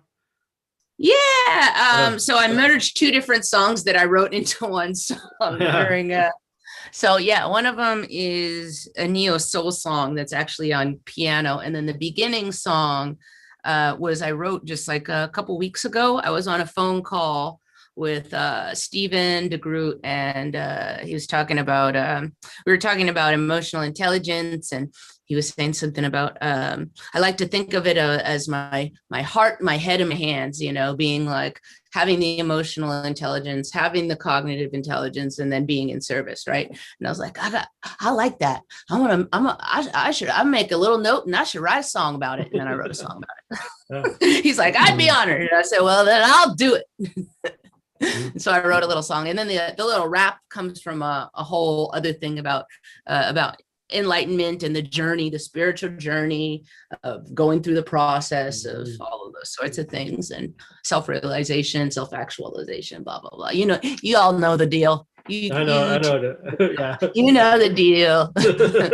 And having those like artistic reflections of that whole experience, and you know, how it changes you. And yeah. Is that the song available on YouTube or something like that, or it's just exclusive live? No, I haven't put any of my music out.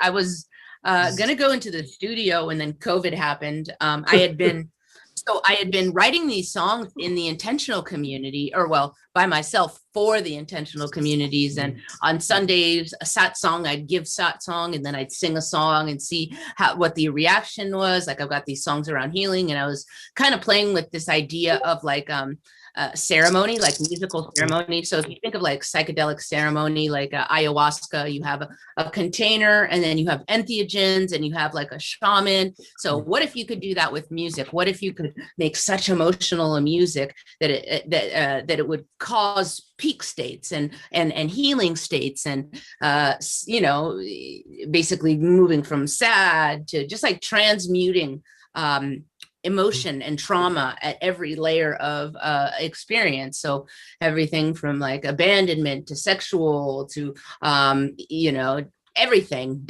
stuff around death, stuff around enlightenment. So all the way from like the lower emotions to these really high transcendent like psychedelic states. And so I was kind of playing with like writing how to create stories that are impactful enough that can like either excavate emotions, kind of like you know, almost like a music as surgery, like a shamanic surgery with sound and with the power of narrative. And so I was doing all that, and then I was giving them at campfires and at satsangs, and even in some of the decompression circles for entheogenic medicine ceremony. So post ceremony, do some singing, do some toning, do some oming, do some meditation, and seeing what the impact was in terms of transformation and getting feedback. And so I made an album called Shadow Work, wrote it all, and like half the songs are like the shadow side and the other half are the light side. So it's like speaking to the darkness and then filling it up with light. It's kind of like this pouring out and pouring in idea of pouring out the sad, pouring in the new vibration, right? But then I never got to, I didn't go in and record it because COVID came. And then I was like, oh, I got to work with this group and help over here, put my attention here and build over here. And, you know, and so I've just been on this like stepping into whatever this next chapter is, and stepped away from the community and even stepped away from recording, and have just been like perpetually online, showing up and showing up and showing up and showing up for whatever's emerging. Yeah. So that's what I am right now. What Bardola but I have a YouTube channel. Yeah, Bardola calls the black hole of attention. You got sucked into it and you can't leave. Yes. And then I got sucked into Clubhouse. And it's been, and all my attention has gone to down the reality tunnel. Yeah. Yeah, exactly. This past week has been like the biggest downtime from Clubhouse, and I've been like researching more ways to collaborate around it. There was a few weeks back that I went down a rabbit hole of like coordination technologies, so that you could cascade rooms that are similar and like have this kind of global cafe where, like, you know, one region didn't have to necessarily go for 8 hours. You could coordinate, and then there wouldn't be overlapping of the same topics, right? That you kind of do this really good coordination and orchestration of content. But I haven't found that there's no technology that I found yet, like good, solid scheduling technology that is, so might have to be made. But yeah, I worked with Ben Roberts. He used an app called Team Up, where it's a calendar app where you can collaborate. Okay, I'm looking it up right now. Yeah, so he used an app. He's actually having events on it right now, I can see. So who's doing this one? Ben Roberts. He's a friend of Fyodor. And you know him as well, Bartola? Have you met? Yeah. Dan Roberts. Awesome. Ben Roberts, yeah. I'll send you a link on what DM do you prefer? I think you have my personal phone. That'll be easier. I think WhatsApp would be easiest. Instagram and Twitter, I just get bombarded. Okay.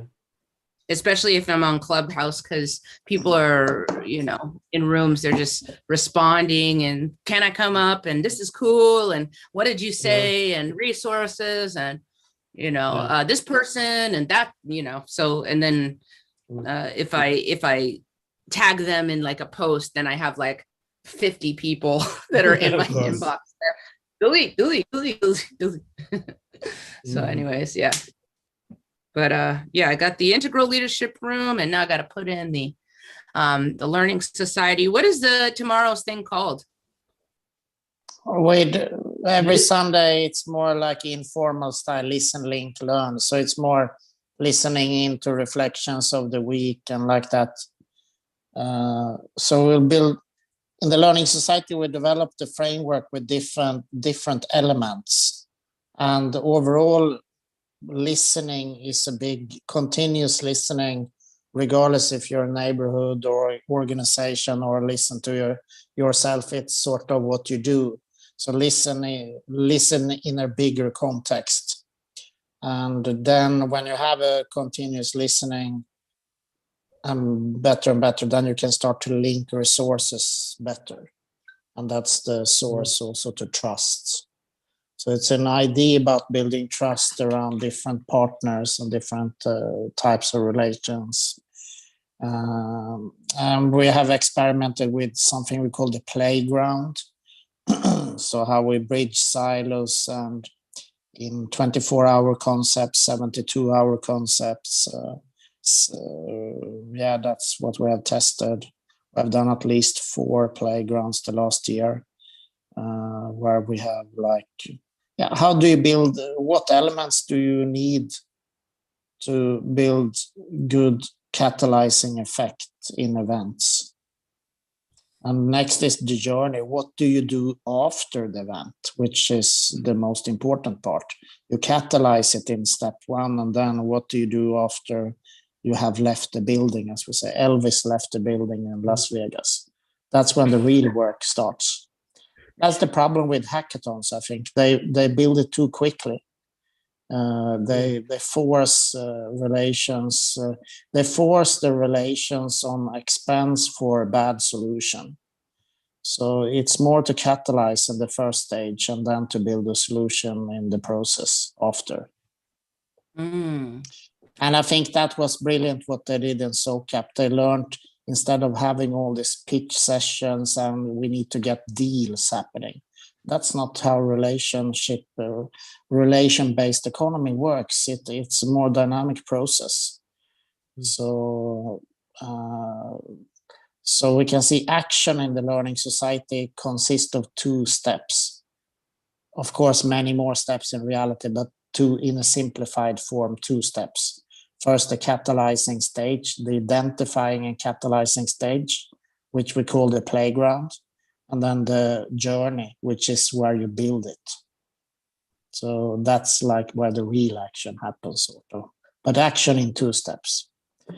And then it's a sort of accounting system, which a lot of people have been working on, multi-capital frameworks, intellectual capital, and like that. Which can follow the value creation processes. The problem is, you go to all these events. We live in a knowledge economy with thousands and thousands and thousands of events every day. I mean, from morning sessions to conferences, everything is events. And think about how much you catalyze and identify questions, potentials, whatever that you don't make any use of. Yes. So it's like you reinvent the wheel time and time and time and time again. So when you leave the event, leave the building or the event, we need to keep track of the values that have been created during the event. And since people are separated and they go in different directions from a conference, and often things happen, but the collective never get to know about all that because the value creation is outside the event. So I think that is really the key for ecosystems, they who can keep track of the value creation process outside the event. And how you visualize that. And for that to happen, you need the modern ways of following the value creation processes. You need to keep track of when people left the event. So we can say, let's say you're a catalyzing machine. You catalyze, let's say, 100 potential partnerships every event, every week. That's potentially 100 journeys you catalyze every event. Like on Clubhouse now, if you do an event, let's say if you have a good constructed room for 3 hours, let's say we have 100 potential partnerships emerging from that room. And how do you know what happened after? Exactly. So if you could have better feedback loops and visualize the value creation potential, that would increase the whole value of the process. Wow, have they done all this? And that would be great. And imagine in 3 months, now we are here. We have come this far. Maybe you want to be part of it. People are not even, so then you can plug in more resources. So that's why you need a more dynamic way of looking at value creation processes and ecosystems. Yeah, so there's this idea of like spinning upward in greater collective intelligence and wisdom, but also so like even if you're looking at something like the SDGs, you need such complex coordination and collaboration. This idea that tracking both the trajectory of what's the relationships that are being made and the potential synchronicities will supercharge more synchronicities, and the narrative of like bringing more people in. It's like, wow, we're really generating a lot going on here. You can see it, you can understand what's already going on in the ecosystem, but you can get drawn to it by the narrative of the story of the overarching change that's occurring. So I could jump in at any time, right? Yeah, but I would have to go to all the workshops. Yeah, so that's sort of the first element is what we call the charter. That's sort of the accounting system. And within that accounting system is the SDGs, for example, if you say it's like an internal accounting system, but also the visions. Some are more qualitative aspects, others are more quantitative. And I would say what you told now is more how do you visualize this different data together and find out how synergies happen and like that. So there's so much you can do in this blending of the data, collecting of the data. But also we have, like when you build social capital, you already know a lot of this, how you build trust, how you build and how you measure trust. It has been done for decades. Yes. So that's really what political science and economists and sociologists have looked into from different perspectives. So we know how we can measure that in different ways, at least a reasonable way. So, and that's more for like, imagine here we have been in a neighborhood or an organization and said, how much social capital do we have right now, this time of the day? And you can take out an account for that and see the structure like that. That's not an utopia. You can see it. Yeah. And you can look at the structure. And often when you look at social capital, say how strong is the social capital? But it's because the strength of social capital doesn't always need to be good. Sometimes you have to get it weaker because you have too strong social capital. The bonds are too strong. Spread and depth. Yes. Like how far is your social capital and how deep the strength of the connection? Because that's what you happen in when it's so hard to get the new blood into when it's too strong, because it's too tight group. Yes. So this comes to the understanding then of context and culture, and of course it will be super hard to say, but that's what a system entrepreneur really, that's the art of being a system entrepreneur, to look at the different flows and like feel in there. You will not know exactly, but roughly what it is.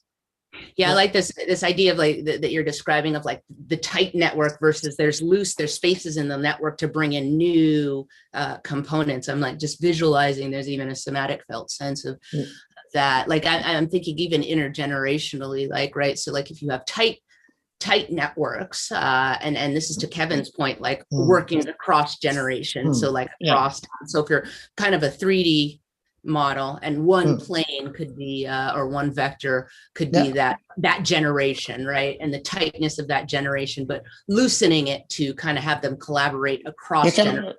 You can look at, if you're good in visualizing, you can look at the Future Navigators Facebook page in the map. What I think there should be added is that often in impact investing we speak about impact, the third dimension. And normally you have risk and return like X and Y axis. But I think purpose and like that is more in depth. It's at least the third dimension. Yeah. So then you can see, if you see it like, so if you look at that picture, the core of it, the meaning, and that can expand behind the picture, the image. So you need to rotate the picture. It's not 2-dimension, it's 3-dimension. Got it. Yeah. Because that's why I think the social and culture can grow. The uniqueness of relations is, if you look from an accounting perspective, is that all other assets deprecate over time. They lose value, but social capital can increase in value over time. Yeah. So you can, some of these values, I think they can be, if you nurture them and build, it can grow. So I think the third dimension, the impact can grow in some kind of spiral or like that. It's more that, so that's often what I've been looking for. How do you, in a metaphoric way, both find the narrative, but also how you visualize it, the models. Got it. I'm looking at this. Michael put the photo of our model. Yeah, I had brought up this one on my. Is this the one? That's yes. one, yeah. So you see the center model there. It's a bit the spiral, but it should go in depth. It should be for 3-dimension rotating. So you can see meaning is in the picture. In depth. The third dimension of that, yeah.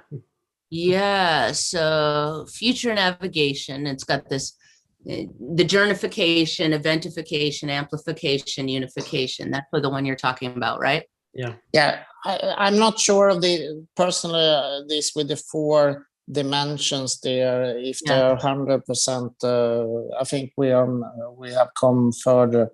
But anyway, we have something there, different dimension, but still the core, the meaning is a 3rd dimension.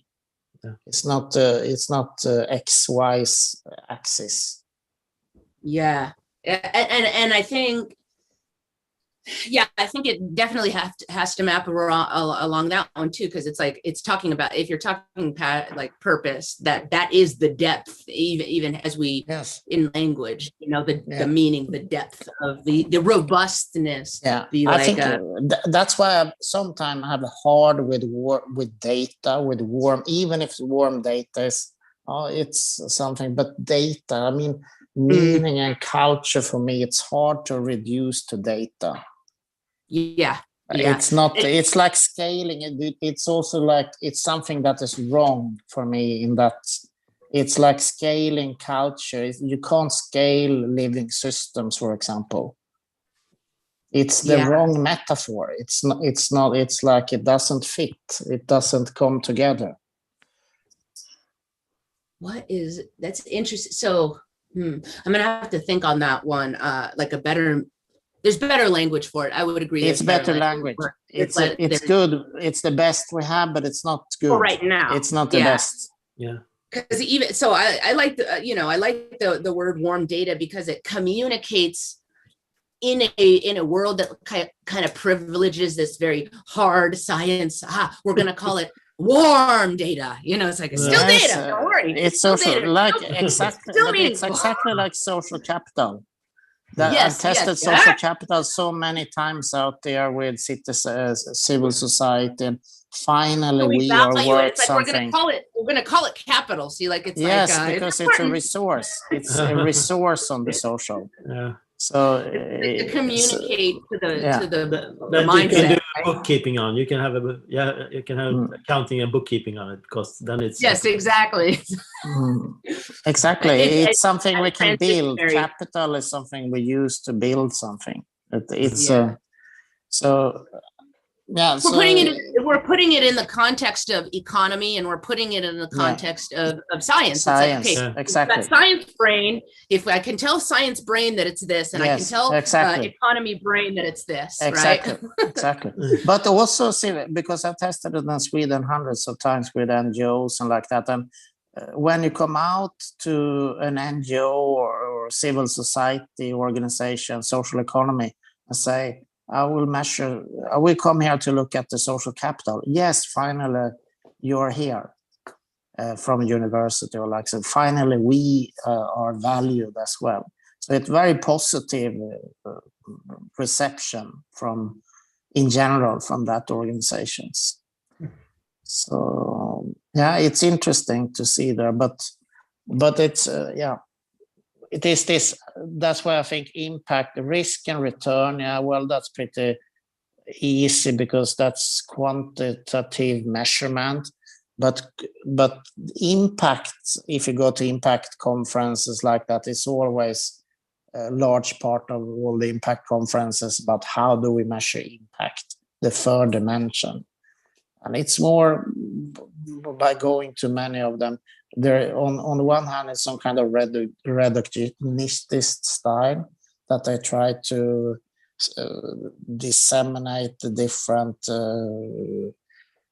factors and indicators, and then they put them together in a way.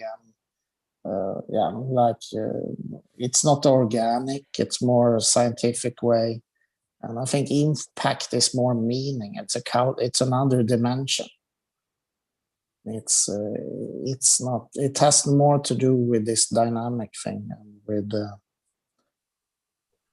other thing. Yeah, I like to think like if you think about. I think the last one. I don't know if they're still around. The people who could navigate the Pacific Ocean by just looking at the stars. These innate navigators. That they couldn't, like, it was built into their soul, this deep knowledge of understanding, and that's what we're looking for. This wisdom bearers that actually can just look at the community without actually having put it in numbers. They can just feel. It has a very intuitive sense. And for modern people, I use the example of the Game of Thrones. In every citadel, there was this maester that have a deep understanding of several fields, like the modern version of the polymath that has forged their 7 chains to understand 7 fields. But in society, it's not 7 chains; it's thousands of chains that you have to interconnect to understand how they all connect together. In this, I think I need to go to sleep now before I fall asleep. So much I feel. So see you tomorrow, and I think Stellan will probably come soon. So. He will show up in 20 minutes here. So time runs quickly. I tricked you being awake for 2.5 hours. But it became pretty dynamic. Yeah. So Yeah. Thank you, Bertola, for Okay. staying so much, beloved. I appreciate See- you. See you tomorrow. See you tomorrow or today. Or you're today. It's my tomorrow. It's only Yeah. at 8:42 p.m. here. Yeah. See you. Bye-bye. Sleep Bye. well, love. Bye. Yeah. You're soon coming up on. It's Earth Hour today. I saw some post about it on Facebook and Clubhouse. So you will be having Earth Hour in 1 hour then. I guess. Earth Hour. Yeah. What is You know, Earth Hour? It's a World Wildlife Foundation. They've been running this yearly event for 10 years now, where they call Earth Hour. When you put out all your lights in your house to show your neighbors that you care about Earth. I like that. Yeah. Turn them off. Turn them off, and you light candles. Turn them off like candles. Light candles. It's a symbol of showing to yourself and others that you care. So some people said, but that won't save any energy, blah, blah, blah, blah, because the skeptics. But they said it's not about actually saving electricity. It's a symbol. It's a story. Yeah, I think those building up collective steps like that, not only like that's like part of the building blocks to like moving towards that way. It's like even getting past that hurdle of caring and doing something together, even impact aside, right? It's like learning to even just move as a unit, right? Like so I think it reminds me of like tribes that would hunt, right? Or even like or even a soccer team, right? Before you can even like move around and score a goal and win a thing, it's like you just have to learn how to like do this with the ball, right? It's like, oh, all of us move, like 5 people move with the ball, like you put a defender in the middle and all 5 of us have to like pass and then move at the same time. Just like very basic, learn how to move, like learn how to think at the same time, like learn how to be a school of fish, learn how to be a flock of birds before you do anything. Like this collective intelligence and what's the word for collective emoting? I mean, I have all different like adjacent words, but like we have a lot of talk around collective intelligence that wrapped into it is like kind of like this psychic feel and, sensed a bunch of, sensorial and phenomenological things going on. But what is a collective emoting or whatever it is? You know what I'm talking about? Like the emotional field that occurs in a group. I'm sure there's gotta be some around it. I don't know Maybe you have to make up the name for it, but but I'm like the thing that Jonathan hates called the hive switch or something like that, right? Yeah. Have to look that up. All right, beloved, I'm gonna stop, get off right now, and take a break and get some food because I've been glass beating. I've been glass beating. Yeah, it was an amazing game tonight. I glass beat it, and then I talked to was it Perry? Not Perry. I'm blanking on his name. Sperry, Sperry, Sperry Andrews. For a little while, and then came and chatted with you. And I'm gonna take a break though. Yeah, great seeing you. See All you right. on Clubhouse. You're awesome. Again. High five. This is the Zoom high. All right, Future Man. All right, Captain Future. Be awesome, and I shall see you soon, beloved. Bye-bye. Bye-bye. Bye-bye. One. So there you have it. It's only me left in this show now. Captain Future, Michael Cillian. And my part in this is, of course, many of the parts we talked about tonight. Being Captain Future, and how do you become Captain Future? For me, it's been a 10-year journey or a lifelong journey, but I've been doing it full time the last 10 years, asking questions, being curious, quit my job, went on this journey, met Bertola and many other change makers, and found the others and still looking for more others. So, and I playfully call it find the otters instead of the animal, because it almost sounds the same and almost spells the same. So find the otters or find the others. And that's what I'm one part of being me. I also have my Ikigai framework that's part of our future navigation model, where my Ikigai 4.0, when I have taken the concept of the real Ikigai, that is that then falsely get translated into the 4-circle Venn diagram that you've probably been seeing. And I said, okay, how can I take the best part of the Venn diagram, integrate it back into the real concept of Ikigai, and also add all other aspects of your life journey navigation. So how do you navigate your journey for life? So that's my Ikigai 4.0 model. That's 5. It's a flower. I call it Flourishing Me. So there's 5 fields you can map out. And so this is a model where you do that. One field is what are you curious about? What do you love? What are your passions? What can you rabbit hole on? What puts you into flow state when you study and stuff like that? What can you read, do for a long time? For me, it's like I'm super curious, just listening on everything society, history, gaming. I love dancing, raving. Raving puts me into flow. All kinds of music. I love old disco, pop music, hardstyle, trance, house, goth rock, black rock. I love synth pop and the harder EBM, electronic body music, agro tech, and all that kind of music. So that's for me. Gaming, board games is one of my passions. And just hanging on Clubhouse and listening to people talking about the future. That's how I become Captain Future. The second field is what we call your skills and talents and traits. What are you actually good at, or what do you want to become good at, and map that out. Okay, I have a passion for a lot of things, but not all of them are good at. But I'm also good at things that I have zero passion for. That doesn't make me the best in the world in these fields. Like I was in the program computers for 14 years. I'm fairly good at it, but I have no passion or interest in it any longer. So I wouldn't put it in my field right now, because that's not something I want to explore further. But there are things I'm good at. I'm super good at listening, apparently, around the clock on Clubhouse. So that's one of my superpowers, apart from many others. I'm also good at connecting the dots, thinking on my feet. Every time we play a board game, the first time we play it, I have a very high percentage win, because when I see a new board game, I quickly understand the systems and how everything is connected. But after a couple of plays, all my friends catch it up and my win rate go way, way down. So that's what I think. Novelty, when I see novelty, I quickly understand the connected dots.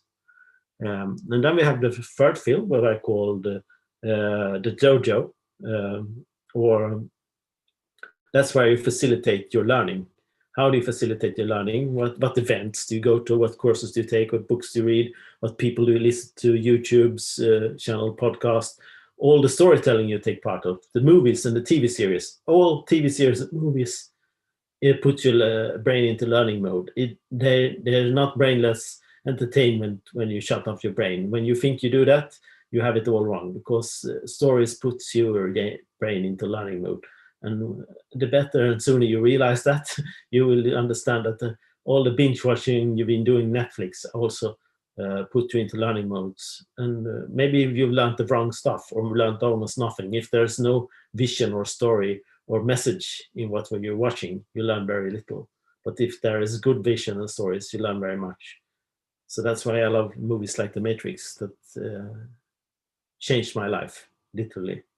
22 years ago, and it's still with me. Many of the aspects there are with me on a daily basis, how I navigate my life in the world. So that was a fantastic dojo for me. And all the Zoom calls, Clubhouse rooms, and all that, are all dojos as well. So that's how there's also part of who you surround yourself with. There's this saying that you become like the people you spend the most time with, the 5 people or the 12 people or whatever. But that's very true. So that's the people you surround yourself with are also your dojo, the place. Before COVID, it was, of course, the hubs and the co-working places and the events all you went to. But now it's all digital. What Zoom rooms do you hang in? What Facebook flows do you follow? People complain a lot about Twitter and Facebook and things like that, because they have toxic flows. I have very little or almost zero toxicness in my Facebook flow and Twitter flow. And of course, then it becomes a good experience for me. So that's also a part of your dojo. And then we have the fourth wheel that I call enablers, and that's in the classical Venn diagram. That's what you can get paid for. But the world is so much more complex today, and you need so many more aspects of enablers. Apart from that, you need your friends and family. You need your the city you live in. You need your mentors, your coaches, and if you don't have a mentor or coach, so this is overlapping. So the matrix is, of course, a mentor to me. It's an enabler, as well as where I get my income from, and also my friends Bertola, Turcos are all part of my enablers that I need. Time is an enabler. How you plan your day in our crazy society today, and all that stuff. And then we have the fifth field that I call the vision and the value creation. Like, what do they actually? How can I participate in society and create value for others? Our entire societal structure is built upon that there's enough people waking up every day creating surplus value for others, and that used to be first products and that mainly farmers, and before that, that when 95% of all the population in all countries were farmers creating food, but the little surplus of the other 5% can go on and be shoemakers and carpenters and things like that, and even kings and queens, so they can live upon the surplus food production and create other products that the farmer need. So when we got that going, we created better tools and better machines, and we got the circle going of increasing value creation and increasing specialization. That is the value creation that our society is built upon. But in today's society, we can see that a lot of the things we do there today extracts and destroys value as well, like putting microplastic into the ocean. Putting the plastic bag is not a problem, it's the microplastic that's partly come from the plastic bags when they break down, but also like from all our synthetic clothing that we wash in our washing machines, and then just flush out this small microgranule plastic that falls off synthetic clothing. If you use cotton, of course, there's organic residue that isn't so very toxic, but there are the problems with the growing cotton because that's not really good. So it's all connected, but things like that. And we also have the larger part of the vision and the mission and the story we live by. Your own inner narration and our collective story. What is society about? Where should we go as humans? Why do we have a society at all? Why do we wake up in the morning? And why doesn't it, if we're so bad to the planet, why doesn't we just end the human experiment? Like they said in the one of my favorite movies, Aliens. I think we should take off and nuke from orbit, but of course that would destroy the rest of the biosphere as well. But you get the point. Why don't we just remove all the humans and then all the other living organisms on the earth can still live on and thrive? But we don't want that because we humans want to stay on, and then we have to find our place, our niche in this biosphere and the ecosystems to actually be a player that stands the test of time. Every system is sustainable over a long period of time. So either we humans find a way to coexist, or the equation will balancing itself out without us and become sustainable with or without us. So that's the challenge in that. So that's what I'm thinking about right now. I don't know what more else to say. Stellan will show up in 4 minutes, and I will end this live stream. So great being with you. We will now go to, we Swedes are, we will now go to our summertime. So we will jump an hour ahead. It's 2 p.m. here, 2 a.m. and we will jump to 3 a.m. in 4 minutes here. So we will lose an hour. Where does this hour go? So there's a joke by Swedish cartoonist that says that came out 2 years ago, I think, something like that. It says we put the clock forward 1 hour, we don't put it back 50 years. It's an hour ahead, not 50 years back, because that's where we're currently living. We're living in the old mindset of the 19th 20th century industrial economy still, and people are still talking about now we have the fourth industrial revolution. Oh my God, no! If we do another industrial revolution, more efficiency, more production, better everything, we will eat the last part of the biosphere that actually supports us as humans, and we will remove ourselves from the equation. And that's not what we want. So what we want is another kind of a revolution, and what we call an ontological revolution or something like that. The conscious wake up from the meaning crisis and the meta crisis that we're talking about here today. So check out John Verweeke talking about the meaning crisis, Thomas Björkman talking about the meta crisis. It's a different name to the same crisis. I have a full list of people calling this by different names: the insanity crisis, the evolutionary crisis, the cognition crisis, whatever it is, but it's all connected. And I can fully recommend two of my favorite books if you want. We have The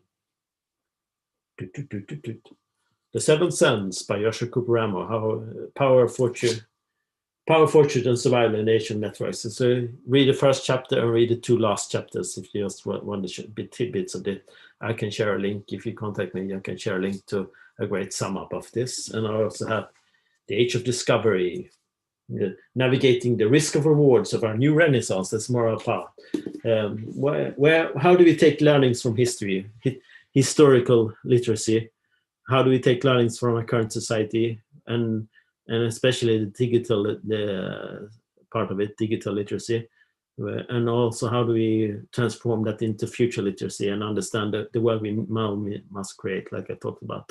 And this is a great sum up book if you want to get new perspectives on that deal. It's two books I've read at least 4 or 5 times, both of them, or listen to the audiobooks and stuff like that. So I can fully recommend that. And I'm coming up on the hour now, and I will soon end you, my friends. It's great of you, so many people of you, being with me tonight, and all the other people here showing up: Atola, Torkos, Kevin, and Dr. Shahim.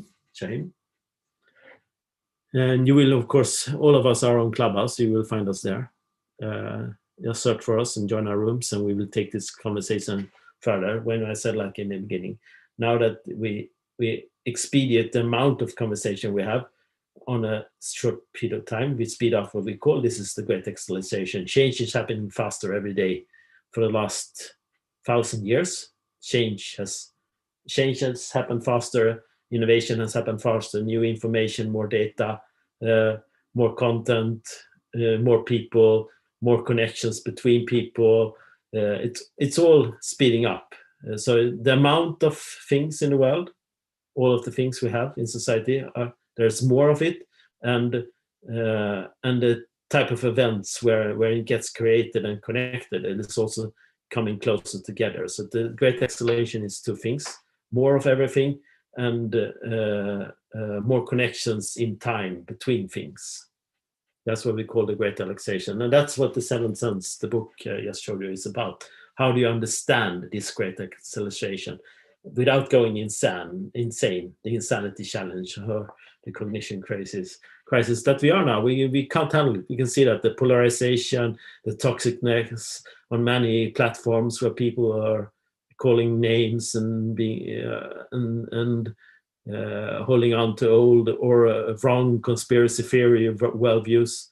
All that's going on because we can't handle it. We go insane. Our brains and our cognition, our spirit are not built for this society. So the question is, can we transcend that and actually handle the great acceleration and have developed a long now perspective and everything, or not? Then we go bust. I, for one, are training myself in handling this and understanding what the VUCA world, the volatile, uncertain, complex, and ambiguous world, that you develop this mindset to see this. So that's what we call a future navigator, or joyfully or playfully, I call it a VUCAnist. To understand a VUCAnista, or like a barista, to understand the VUCA world, you handle that by becoming a VUCAnista or a VUCAnist. I don't know what term. Tell me, VUCAnist or VUCAnista, what's it better? But that's the thing I've been calling it lately, to understand and navigate this world. And how do you get millions of us to train this skill set and mindset as well? so that we can help everyone else do what they do best. The specialization that we need a lot more. Better doctors, better scientists, better cooks, better teachers, better leaders and politicians, better parents, better children. Everything we have to come better at to specialize. But at the same time, we also have to understand how we weave it all together and navigate it. The vulcanists and the navigators and the weavers who keep it all together to coordinate this massive experiment of the human endeavor. So I think that's it for me. I'm Michael Cedillo, Captain Future, signing out.